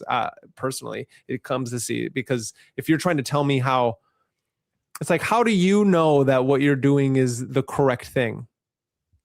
I don't fucking know. Yeah, not you, but the great you. But I know you don't. Yeah, not you. But but that self-reference is really important. That's a really Buddhist thing. Like Kaiva Rose and I spoke about this. Yeah. You have to have that self-reflexivity, that self-referentiality. You have to be able to look inside yourself, not just in the external text, not just in yourself, quote unquote, whatever that is. Mm-hmm. You have to have like that place, that diamond thunder place where you can go be self-reflexive inside yourself without externality of like sense aggregation. Yeah. That's the whole point of Buddhism, is that you can go, and then if you want to call it speaking to the guru, people are joking about the butterfly dream. Well, it's so interesting because this is not obviously the normie kind of Buddhism, but in Tantric Buddhism, Padmasambhava is actually associated with butterflies. But you could say like, okay, so if I was really heavy into doing guru yoga, like practices for Padmasambhava, I have been at different times. I'm just not right now. I'm focused on something else, but I'm just saying, like, when I was heavily focused on that at one point, I actually did see often butterflies, and I took it as a positive sign that actually was doing what I was supposed to be doing. So what I'm saying is, like, in that process of doing guru yoga, yeah, I'm saying I'm doing it to like the Padmasambhava, but you can also say it like that. Like, yeah, you can say I'm accessing that part of myself that is able to cross the hyperspace kingdom, cross the fake space is fake, between Keter and Malkuth. I'm not saying space is actually fake. I don't know. I take a very, like, I just look at the planets as alchemical, but people can think of them whatever they want. Like, that's totally fine. But at least the space between Keter and Malkuth is fake. So at least that space is fake. So maybe you can just say, like, I'm going to where I can speak to that, like, whatever, being, non-being, egregore, whatever people want to say, but that's fine. But, or you can say it's like where I go, but it's not Jinn. It's like something else. Yeah. It's the turquoise part of me, the clearer part of me, and I'm self-reflexive, self-referential. So I'm able to, like, sort of cross the boundary, cross the abyss, if you want to call it that, and sort of like actually test myself and say, oh, what I'm saying is actually, I feel like this is good. Yeah. I wonder though, Brandon, like, this is the thing, but I think it's healthy. I think self-skepticism is healthy. I think that I don't think self-doubt, and I am a millennial, like a true millennial like that. Like, I do self-doubt. I'm not gonna lie. Oh yeah. But I also believe that, like, you can have, I think that criticism can be very useful, especially for like occult podcasting, because you can go way too far into Tiferet. You get lost there. I've seen it happen so many times, and so I just think, okay, so you have these Zimzum moments. You have moments of expansion and contraction. And so that's what I think of when I think of, like, how I'm going to, the next time, if somebody invites me on, and I'm always very lucky if that happens. And I appreciate, obviously, that you and I like working together, and that we can be, that you've invited me on. But, like, if it doesn't happen, I still have to be okay with, like, the way I'm going to frame things in general. Yeah. So I think it's healthy to have, like, a healthy, constructive self-criticism, but I don't know. It's just like you need to have some kind of framework that, like, some kind of ontology that you understand the the meta cosmologies with, and so then you're more able to sort of, like, decide where you are going. I've always looked at podcasting as much as very not theurgical, but something akin to that. Yeah. Where you are pathworking. I completely agree. I mean, we talked about what it's like to re-listen to work as you're editing it or doing these things like that. Nothing is more, like, humbling than listen to yourself talk about something with somebody else, or just yourself as you're talking, and, like, and understand all of the little bits of narcissism, psychopathy, and idiocy of, like, repeated language, or you're like, oh, I didn't mean to say that, or okay, I'm gonna leave that in because I need people to see. It's humbling for myself to leave moments in, as I do almost. I leave everything in when I'm editing these things, almost, because it's like, okay, that was stupid. I have to leave that in because I need to think about this. And I edit my show. Everybody knows this because I talk about it. I say, but I go through it line by line. I don't do AI. I, like, literally I go, like, it's like I use a transcriptor because I read better than I read faster than I hear. I know. Yeah. Riverside is great, I think. And I'm not sponsored by them, but I use it for all my interviews and stuff like that. Because it has the transcriptor and you're listening at the same time. And so it has this, anyway, that doesn't matter. But I know it's important. I mean, that's part of it, right? Like, that's what is, like, everybody has their preference to, like, how they want to do it. Yeah. So for me, I like to keep mine, like, very lo-fi, kind of organic. Like, it's not like I'm, like, editing this and this and this, or how much I say, like. I hear it all the time. I hear it more than anyone. Yeah. I hear the weird Canadianness in my accent. I hear where all the places I've lived in the world in my accent. I hear the accents of my parents in the way I pronounce words. It's so embarrassing. I'm just saying. And also, like, my kind of jappy private school accent, I don't like it. It's not like, oh wow, jappy private school accent. That is what it is. I'm just being honest. I love that. I love that. Yeah. I mean, I'm not a J, but, like, obviously I've had a lot of exposure by proxy. Of course. What I'm just saying is that there are tons of things I don't like about it, so I'm not editing everything out of my podcast. Yeah. But I do think I actually find a lot of there's extraneous moments, and sometimes I think that you can clarify things if you cut I do that where there. Yes, I do agree with that part. That's part of theurgy. You want to just use, I'm not a theurgist, but if you want to use that kind of framework, that's totally fine. He kind of is. That's fine. We already talked about it. He's kind of a theurgist. Okay. So we'll just go with it. Yeah. I'm being flexible, right? Quicksilver Surfer. Very hermeticist, right?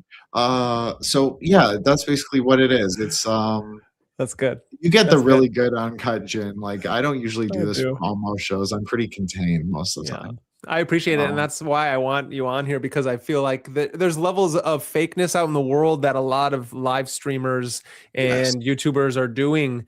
And what's nice about this is we can veer into really heavy topics, high levels of abstraction, hit the concrete things, hit the anime, hit the things that we like, self-reflection, reality. And it is reality. And that clip of Supernaturals where his brothers are like, "What are you watching? A cartoon?" He goes, "This is not a cartoon.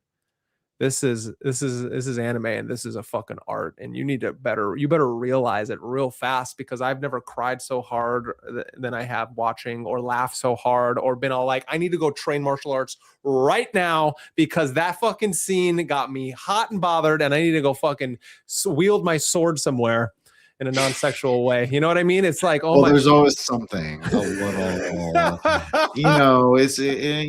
there's something a little, but that's okay. That's okay. It's good. That's a good outlet for, male feelings. Yeah, for sure. It's to go wield your actual sword, not your. I'm speaking actual sword because they're right here, and I got the other ones. I'm a swordsman. I love sword play, but the idea is I'm also a warrior, a lover, and so that's not neither here nor there. But the idea is that these stories are outward reflections, and the ones that you hit on, as in each person out there as they're trying to figure out good stories, because obviously anime has its certain isekais and all these different things that are trash and lame and gay and shit like that. But it's like, I'll never watch the volleyball one. I don't fucking care. It's like certain things like that. But it's the idea is that's all storytelling. And if art is magic, and through storytelling, there's obviously higher levels and lower levels of magic, just like there are higher levels of art and lower levels of art. And then there's postmodern art, which is trash anyway, just like there are trash stories. I kind of like some postmodern things. I'm not going to lie. There's a couple poets I really like that are contemporary poets. I mean, a lot of my Twitter friends are poets. A lot of them are all lit writers. I'm not trying to big up myself. Definitely, I'm like a nobody in that scene. I'm not trying to be like, oh, I'm somebody. I'm definitely not. And that's not like me being humble. I'm just saying, like, I'm cool with that. Yeah. So I just, for me, I actually am not I'm not everything that is being made is bad. I don't think that, for sure. And I like some of the postmodern. There's a lot of postmodernist things that I do probably appreciate. Yeah. Probably cinema is number one. Yeah. But because I love Kino, right? Like, that makes sense for me. But of course, I'm just sorry. I'm so distracted by this SMS 717.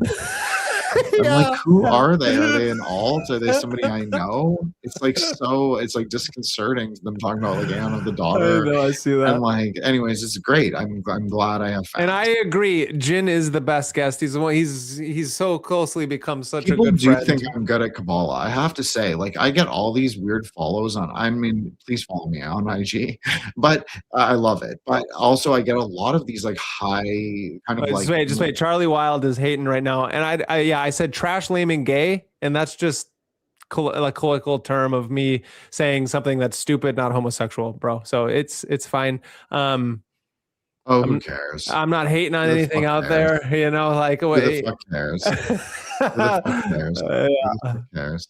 So it doesn't. It's just words, dude. Just words. Just words. Just a klipa. Yeah. It's a klipa. Do you let a klipa have power over you? Do you go there and you have the fuck printed out?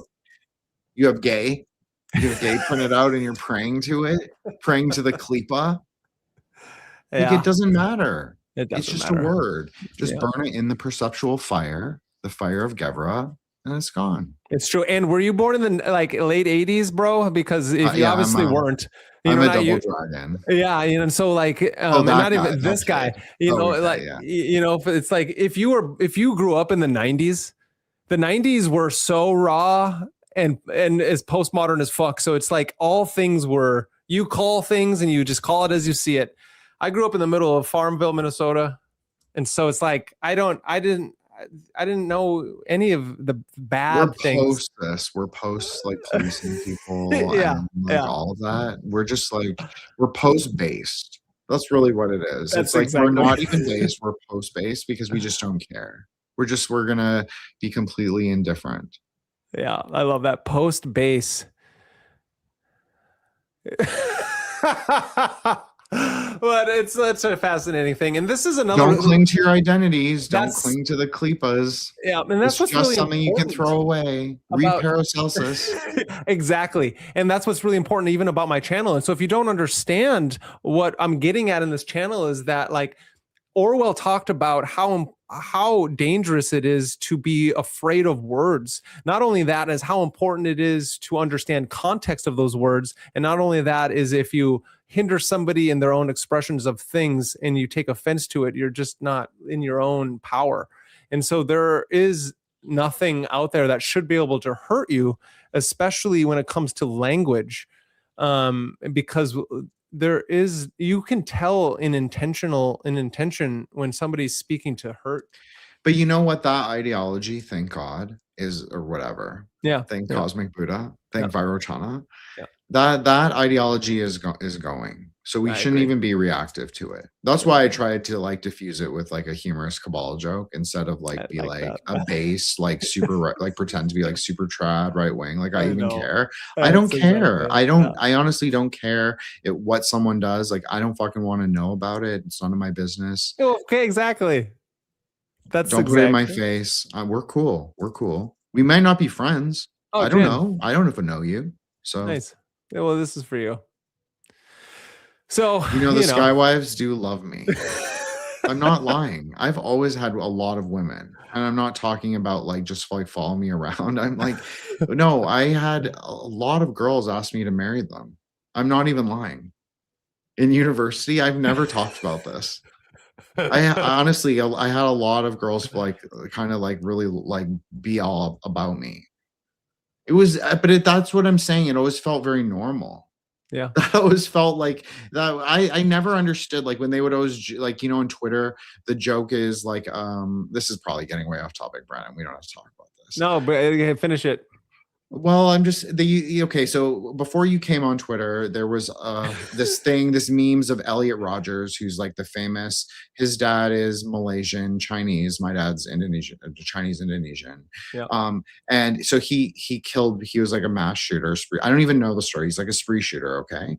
So everybody who had an Asian dad like me, they immediately say, "Oh, you're Elliot Rogers." This was like their favorite game when I first started Twitter. They would like meme at me these pictures of Elliot Rogers. So I don't even know where I was going with that, but I was just saying that like I honestly forgot where I was going with that. But the reality is like that's mimetic magic, and that's just like a Qliphoth in and of itself. Like, am I ashamed because like someone I'm not related to, not ethnically associated with, is not me, is not Jin? Am I affected by the Qliphoth of them saying like, oh, you're this kind of hapa, which is called Asian male, white female. So that's the bad kind of hapa. Okay. But it's so weird because it's like, does that even matter? That's why I even started reusing that word Hababorian.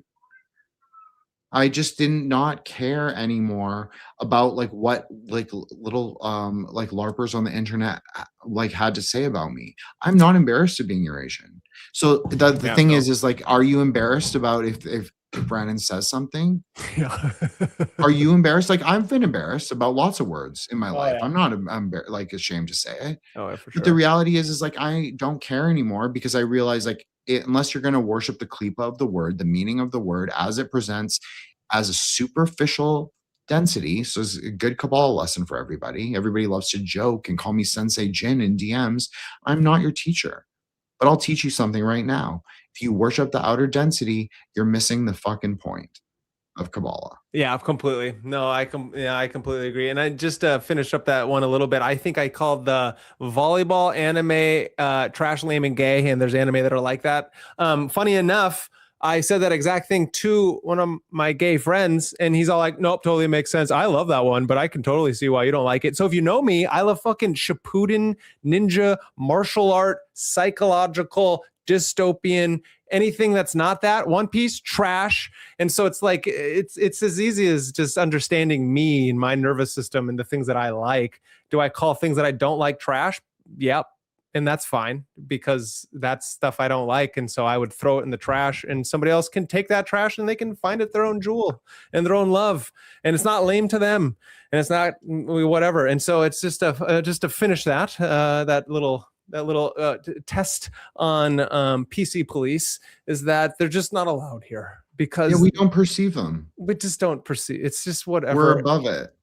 And if you we're flying in the sky, we're free. We're in fucking Hyperborea. That's right. Bro. That's right. It's all good, bro. And so it's quite fascinating is in this day and age. I do want to hear your take on, are there interdimensional aliens, and are they coming for your wives, your sky wives?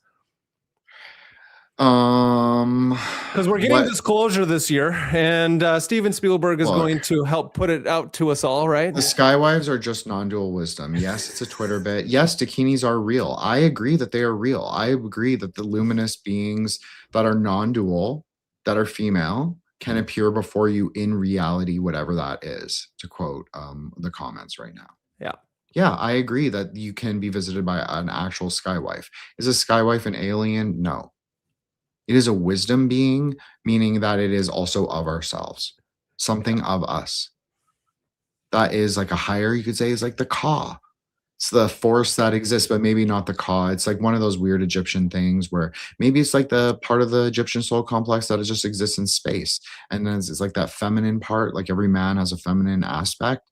And so that is what is like coming down to talk to you. You could say that. Yeah. And there's also unenlightened Dakinis as well. Like not every Dakini is an enlightened being. There are Dakinis, which are just people who dwell on the carnal ground, cremation ground. People who are like black magicians, sorcerers, tantrikas, even people who consider themselves white magicians. We were talking a lot about this at the beginning and even pre-recording. A lot of white people who love to say, I am a right-hand path person. A lot of right-hand path people are actually on the left-hand path, but they cannot discern. They can't discern it. Yeah. Or they can, or they're lying, and which they're is lying. a Qliphoth. And which is even worse. Shout out to Charlie Wild for seeing the error of his ways, and we appreciate you for not being a PC police and that you get it. Thank you. I just wanted to call that out, and we highly appreciate your authenticity and your honesty, Charlie. Thank you. Welcome back to Hyperborea. Thank you. Yeah, welcome fucking back to Hyperborea. Everybody is welcome here. It's like, go watch Clueless. It explains the whole sort of vibe. You want to talk about like what the Hyperborean vibe is?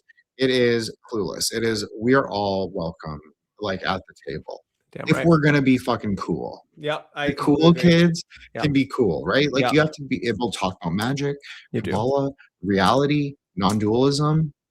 Doesn't mean you have to agree. Yeah. No, and we actually don't want you to agree. We want to have dialectic. We want to have conversation. Well, discourse is where magic arises, so I agree in that way. Yes. But I do think that people should listen to me in a Kabbalistic way because I'm pretty good.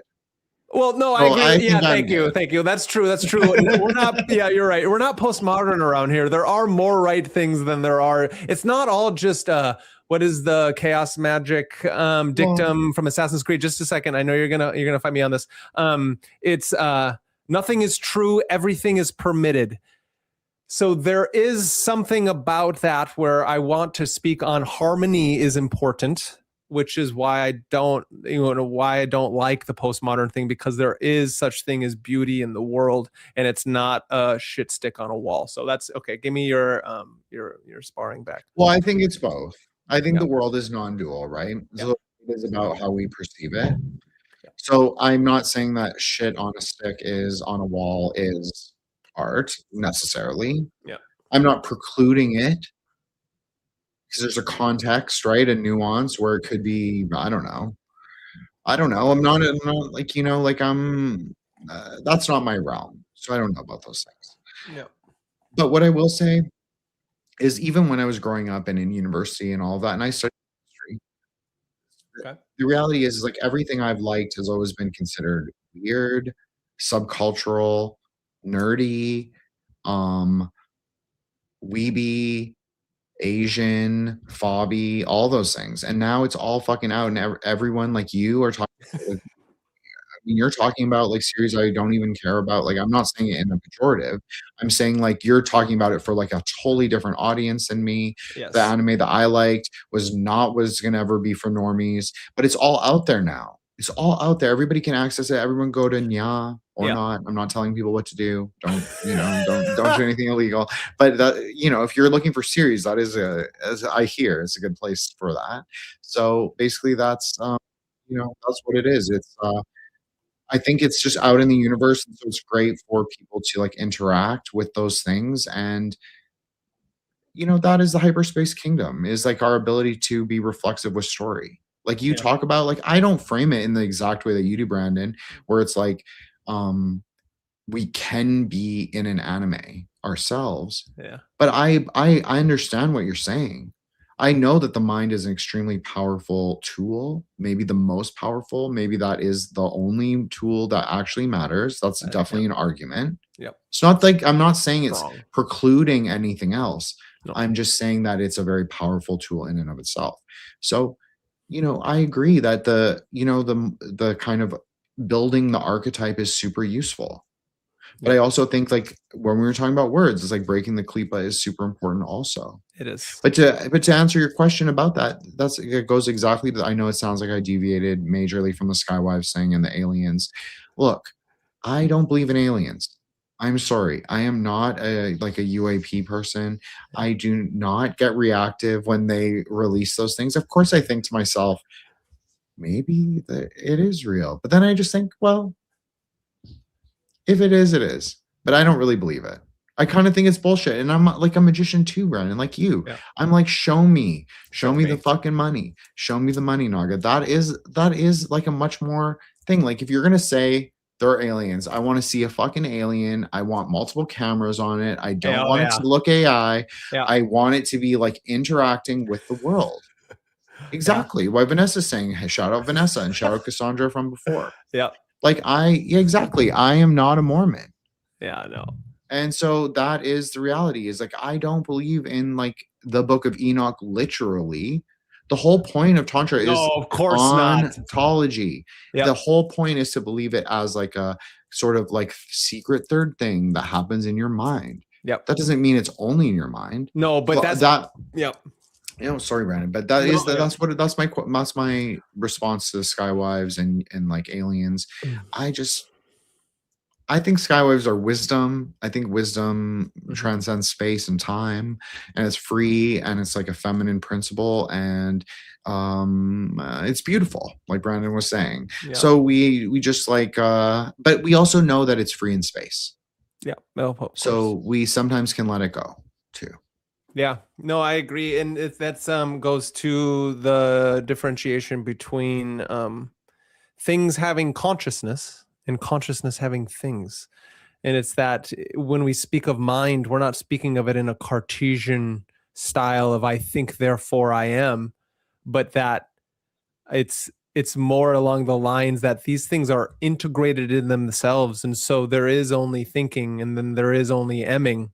You know what I mean? It's the idea that and we can only talk about it through contradictions, because to think of only everything as consciousness is really hard, because then the statement by Philip K. Dick comes out to being, what is reality? When asked by a group of students, he thinks about it, and through all his craziness, he just looks at him and he goes, reality is that which when you stop believing in it doesn't go away.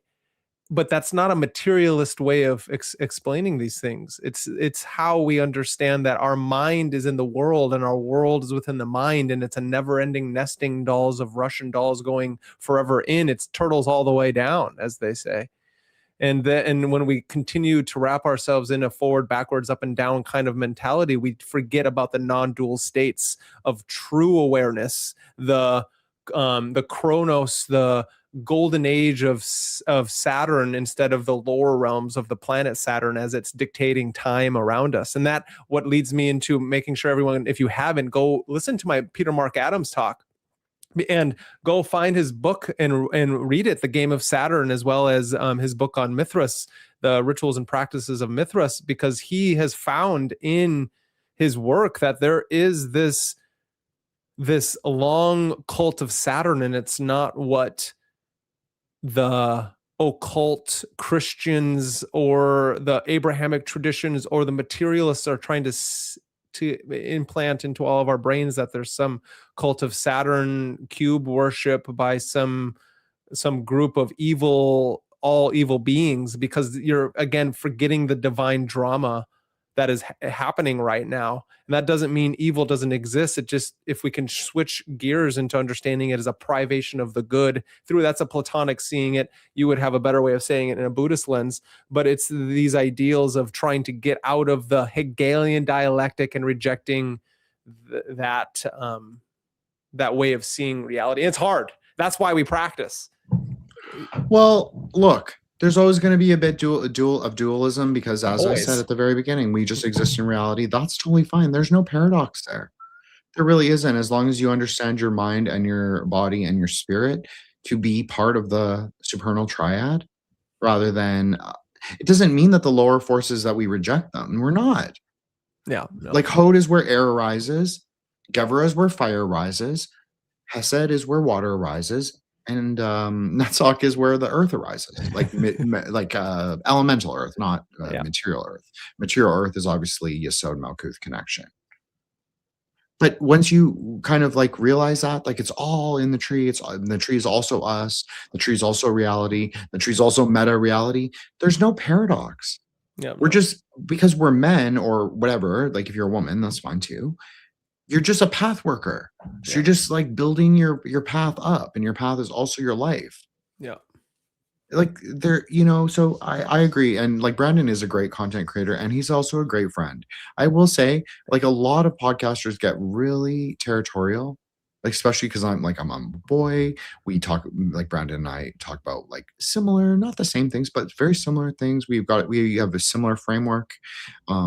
We use Buddhism, we use non-duality, we use like magic, we use Kabbalah. They get very territorial. Brandon I've never once been disrespected or treated badly by Brandon. So I legit consider him my friend, and I encourage everybody to like, subscribe, whatever his projects are. And yeah, it's incredible that we can even dialogue like this. Like, but you really do get like gin after hours, like way more than I ever intend. That's good. No, that makes me feel good, because there's something that's really important to me, is to be able to bring people here. And I don't obviously do, I mean, Jin, I think besides the people I interview, you're the only one I've brought onto my live stream. So that says something. But it's really important because again, I feel like we're counteracting some of the really bullshit live streams out there with fucking the high level influencers, the fucking, the Paul brother, Logan Paul brother, whatever the fuck they're called, and the Aiden Rosses and all this nonsense. That streaming is so bullshit. And I don't mean streaming as in like, I know we're live streaming right now. Yeah.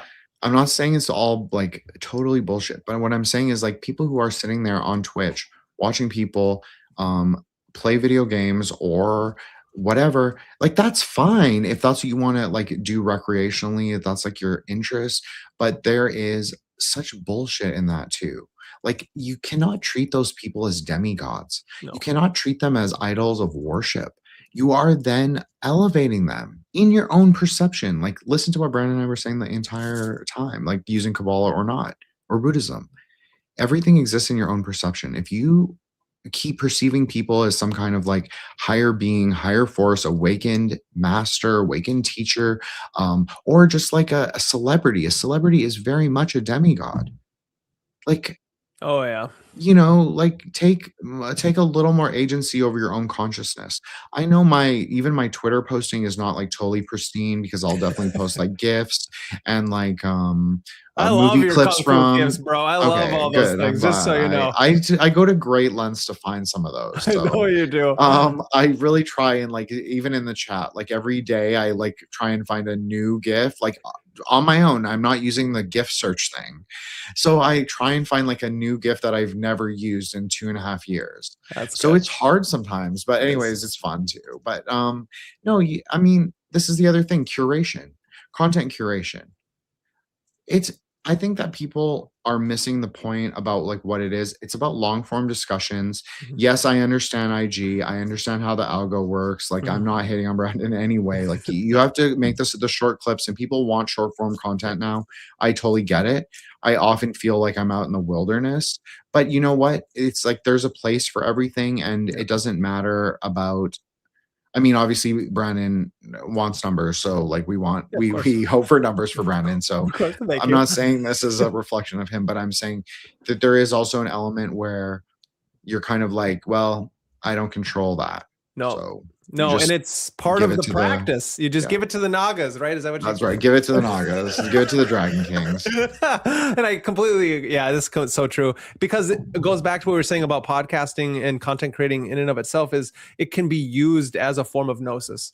Is the idea is that when I'm editing my other stuff that I'm doing because I want it to be seamless and I don't need people to hear my ifs, ums, thes, and a lot of outlines that I use for myself to get through it seamlessly. So you get the information within a half hour instead of the hour or 2 hours that we do these things. But you're hearing a past version of yourself that is speaking, and then you get to then hopefully it's kind of like journaling in a way. You get to then for the next time do better, think better, feel better. Yeah. So Yeah. I always think that to myself, like, oh, am I doing the archetype of like he who loves to hear himself speak? oh yeah, Because there are narcissist. I do the same thing. because but it's not that I think I'm the most interesting. I don't. I really I don't. don't either. I don't I either. just feel like I want to listen to like how I laid out the Kabbalah because the way I think about it and the way I speak about it does not necessarily are not necessarily the same thing. So I may make fuck up with the way I articulate it. I'm sure Brandon feels the same way about like if you're discussing like Hellenic things or Oh, Hellenistic things or so much. philosophy in general. I feel that way about Buddhist things all the time, and I also feel that way about Kabbalah. Yeah, I do That too. doesn't mean that I don't know. It just means that sometimes I'm like maybe I'm more tired or maybe my mind's a little more sluggish Yep. or I just like am thinking of a certain word or I'm like not that focused. So Yeah. I'll explain it in a way that I don't really like. That absolutely happens. So that is part of what listening to like the episodes that I've done with you or on Eros' show. I thought I did quite a good job on on her stream. Mhm. And so I felt like okay, those were actually times where I represented myself and the Grey Lodge and like all the people, including you, who are associated with me. Yep.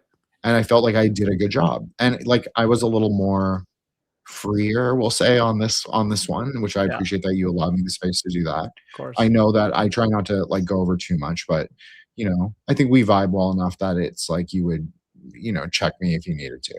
Of course. So that's what it is. I totally agree with you. Podcasting is like such a cool thing. It just is so much work, is what I find, but that's just maybe more of a me thing. But No, it's it's so much work. It's all I do. I mean, obviously I have I have other jobs and doing things, right? With the things that we all have to make the disc and the coins as we're building our passions you up. get that stack. You got to get that stack no matter where it's at. That's right. But the thing is this is like one of the main reasons I created Magus in the media, because I hope everyone knows this. I'm not actually talking about myself as the Magus of in the media. You know what I mean? And so the idea is that there's magic all around us, and there are dark sorcerers using magic, right? The spells, the words, the grimoires, the language to be the ones who create the dreams of the future. And if you have the ability to tap into your own nervous system through understanding the magic in the world and how it's being woven into your reality, so that then as the infinite loop, the closed infinite loop between you and reality is going back and forth, you're not creating somebody else's. You're creating yours. And not just yours as you're alone on an ocean. That's why we have a community. That's why I bring Jen on. That's why I interview the people I interview. That's why I do the topics that I do, is because of there is a through line through all of these things. And there is a story that we're living within. And currently, most of the people on this planet are living somebody else's story. And you don't have to do that. And so that's kind of my understanding of then that Magus in the media is also there for me as a vessel for me to put myself within the public square.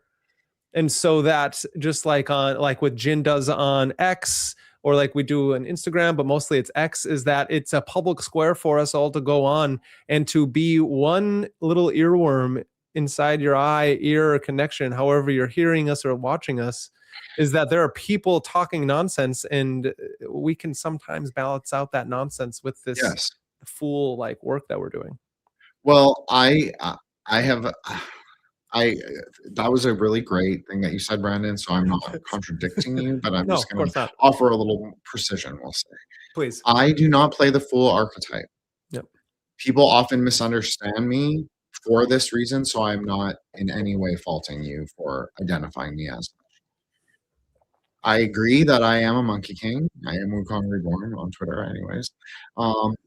Emptiness, though, that also means emptiness, right? Like there's a very Buddhist, like kind of, and a Taoist. There's both a Buddhist and a Taoist metaphysics to that name that has nothing to do with the actual Monkey King, which is the whole point of him having that name, is that it's just a story that contains Buddhist and Taoist metaphysics. Okay, well, that's one way of thinking about it. If you want to, pray to him, that's your business. Good fucking luck if you do. Well, okay. Well, he's the patron saint of martial artists, so maybe he likes you more, Brandon. I don't know. He does. Okay, but I know you like Son Goku, so I love Son Goku, so it makes sense. Yeah. I like God of High School. So he has the Monkey King power. I'm sure you've never seen that anime. It's probably too weird. But you should actually watch it, God of High School. I was told to watch it, and I most definitely will someday, yeah. It's really good. It's based on a long-running 90s Korean web novel, which sounds really horrible, but it's actually from the time where they actually like really cared about the web novels. It wasn't just like churn it out. So it's actually a really cool series, and everyone gets the Vajra body, like a very Buddhist idea, but they get like this, they all get like a deity, but it's not always a deity. Sometimes it'll be like the primordial dragon or the phoenix or like the unicorn, like they call it Chirin. It's like not quite a unicorn, but something similar. Or it'll be like the serpent tortoise, or they'll get like a demigod like Hercules, or they'll get like the Monkey King. It's all these different things. They'll get like generals from like the 13th century, like Korea. And it's like very powerful magical forces, but it's part of their martial arts. It's not really part of their, it's kind of, it's magic, but it's not, it's definitely not a Western idea of magic. It's definitely much more of like a cultivation theory of magic. It's a Taoist. Yeah. It's more of a Taoist magic. Yeah, exactly. Because their martial arts is their magic. Right, exactly. Yeah. It comes from their physical ability to fight, which then they build capacity in that of doing inner practices like Tumo, building the inner fire, opening the chakras, whatever. Which is why I love anime, is exactly everything. Demons, all those things. So you really should. That's a series that I'm going to expect you to prioritize. I will. Okay, nice.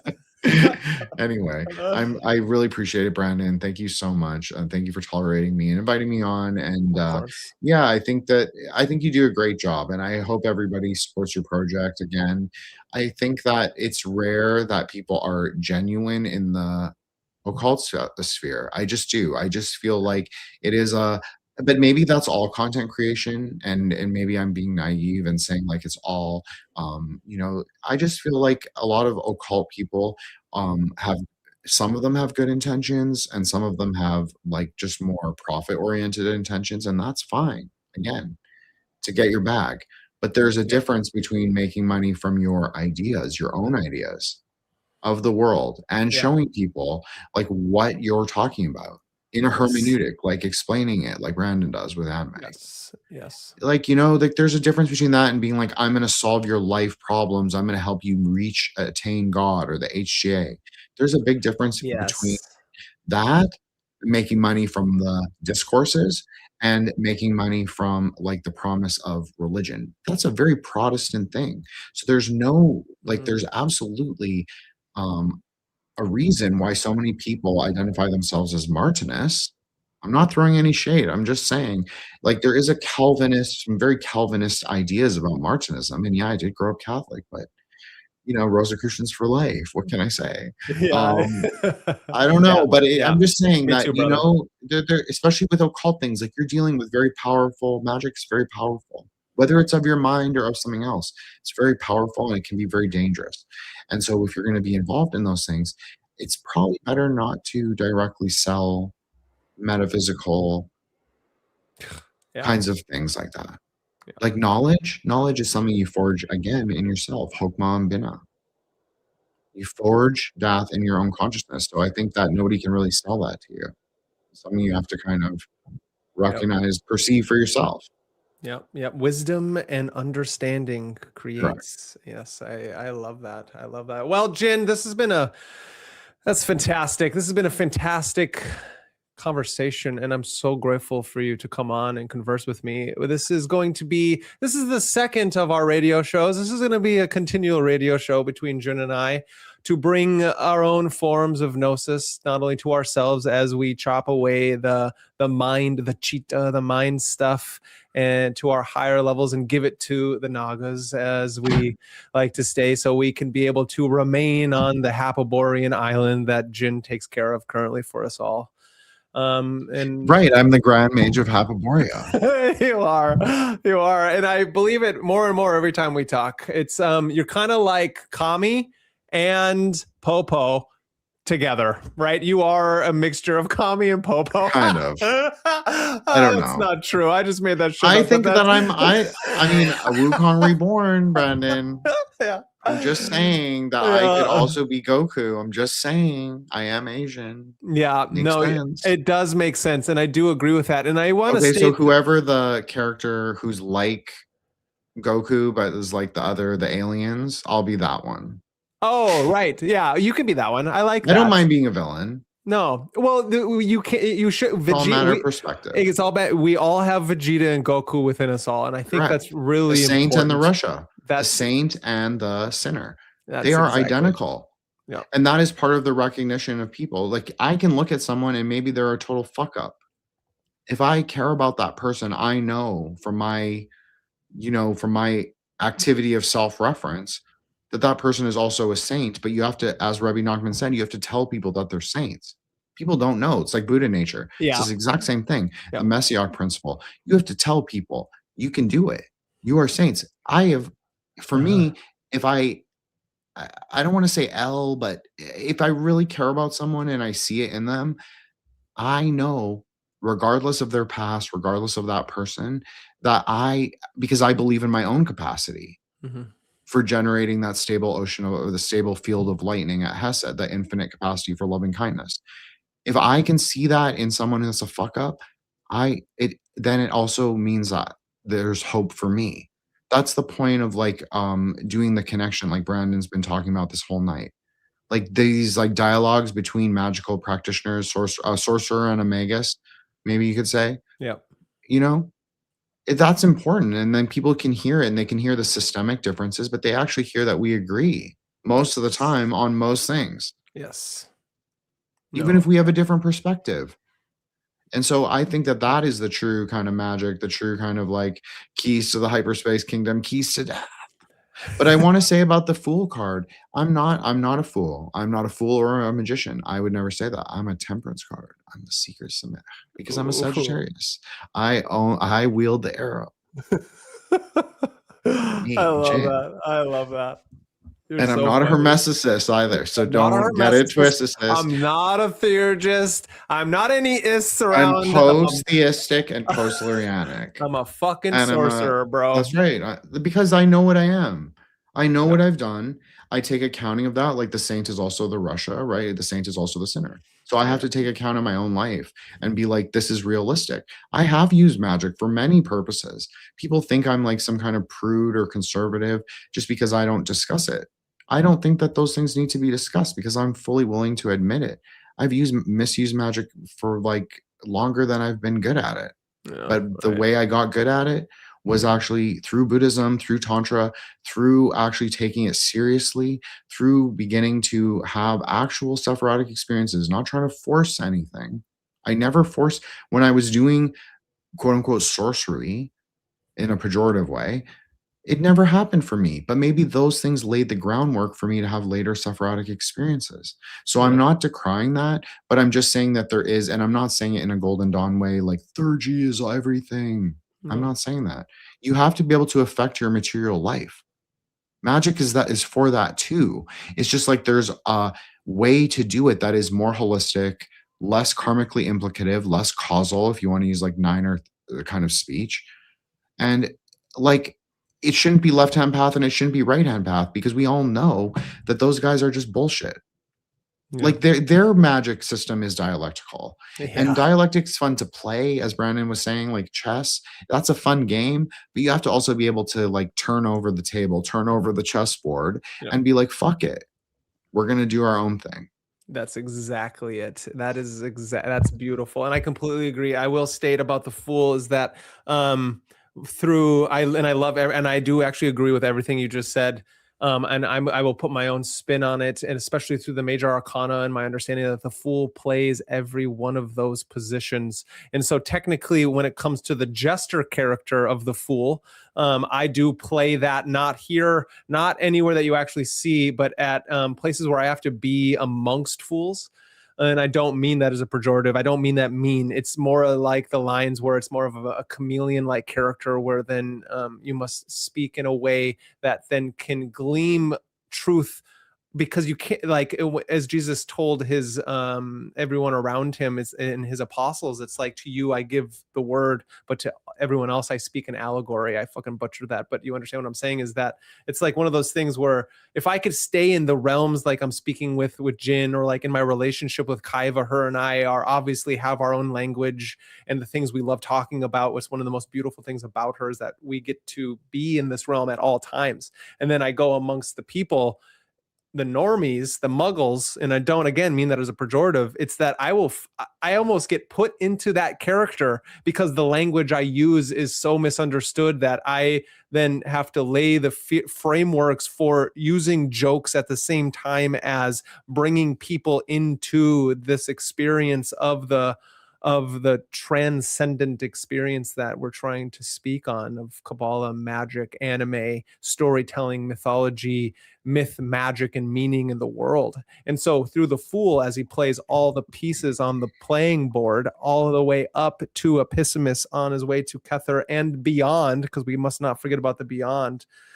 That's how I speak about it on this channel and in my life, because that's how my framework of existence and how I Yes. see the tarot is. So just Absolutely. We are all the absolutely. Yeah. I mean, I see Charlie saying it. I knew Yeah. I've said this a million times. You can go back and listen to me say it on the Grey Lodge like 10 million times. Yeah. The Fool falls through the path between Hokmah and Kether Yeah. into the abyss. You can Yeah. look at the wider rate deck, or the wider weight deck, excuse me. He falls into the abyss. The abyss is not the same as Death. He falls on the path 17, which is the path between Netzach and Yesod. Exactly. Comes the Saint, or aka the Star card. Those are the same conceptual idea in Kabbalah.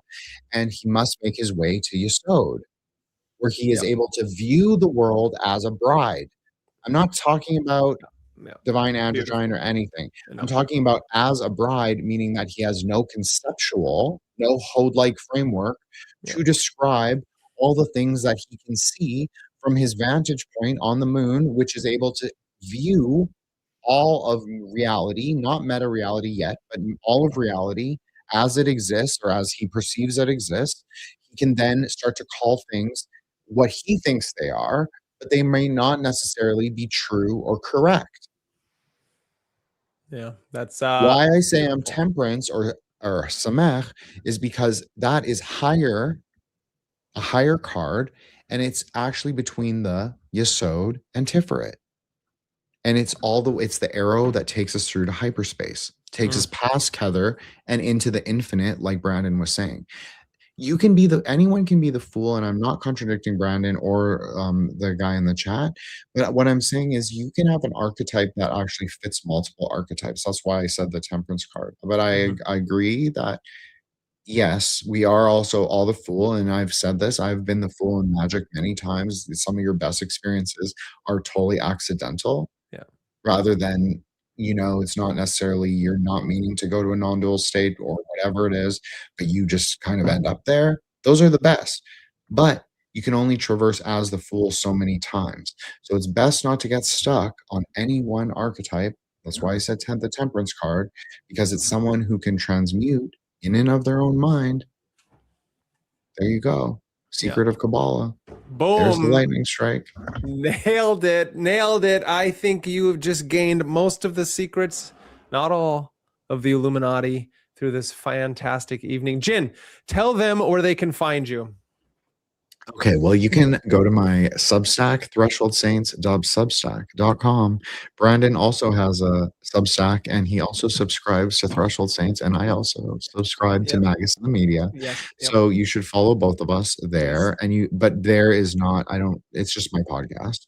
I mean, it's not just my podcast. It's like the metamagical chaos dharma podcast of the Aeons. So pretty fucking cool. You can follow us on the Grey Lodge on YouTube. We're at the Grey Lodge.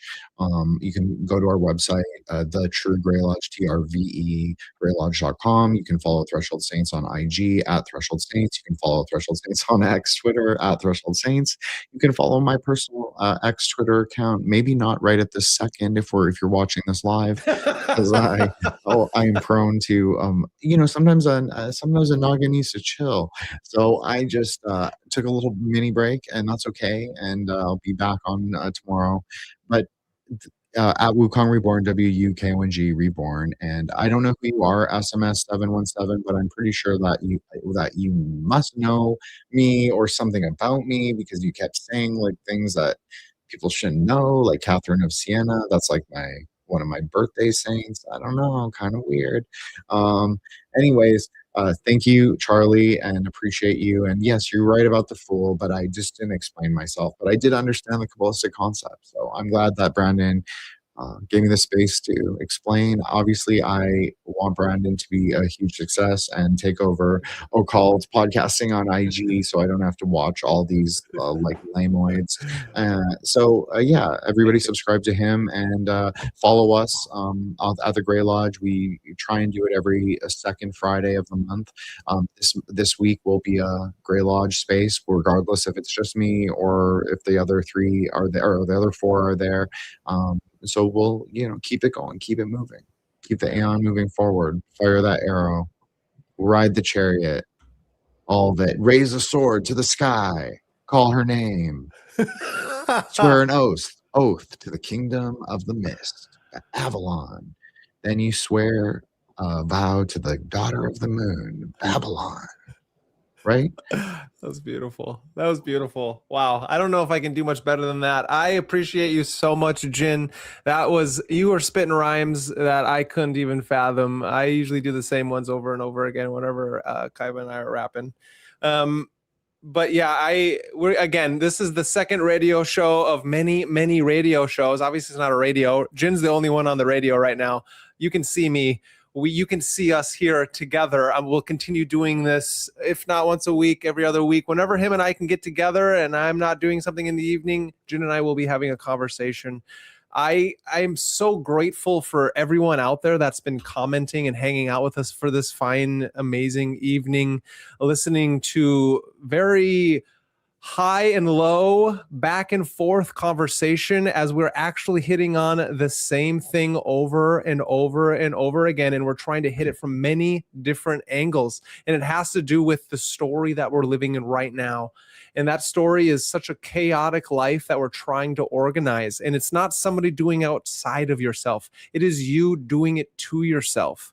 There are crazy people out in this world. There are organizations and institutions that are trying to tell you what magic is, what the world is doing, who we should battle in this ocean of chaos. And what we're trying to do with the Threshold Saints, with the Grey Lodge, with Magus in the Media, the Occult Rejects. And Nick is also bringing on great people on there, and we get to converse with those people in our very warrior, magician, king, lover ways as we're discoursing with the many.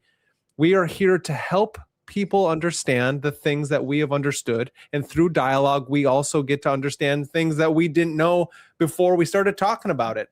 And Absolutely. So I just want to say that in this ocean of chaos, we are all on the boat called Spaceship Earth, and nobody is at the helm, and we're trying to teach each other how to be at the helm together. And so again, I appreciate everyone out there. Go subscribe, like, and share if you haven't already done so. Follow me, follow Jin, follow everyone associated with us. Make sure you feel it within yourself and understand the voices that you want to hear is going to help create and co-create the reality that we are all within at this very moment. It's only going to get more beautiful the more chaotic that spins around this strange land. I hope everyone has a beautiful evening and have... Before you cut, I have to correct you. Hit it. It's the ocean of wickedness.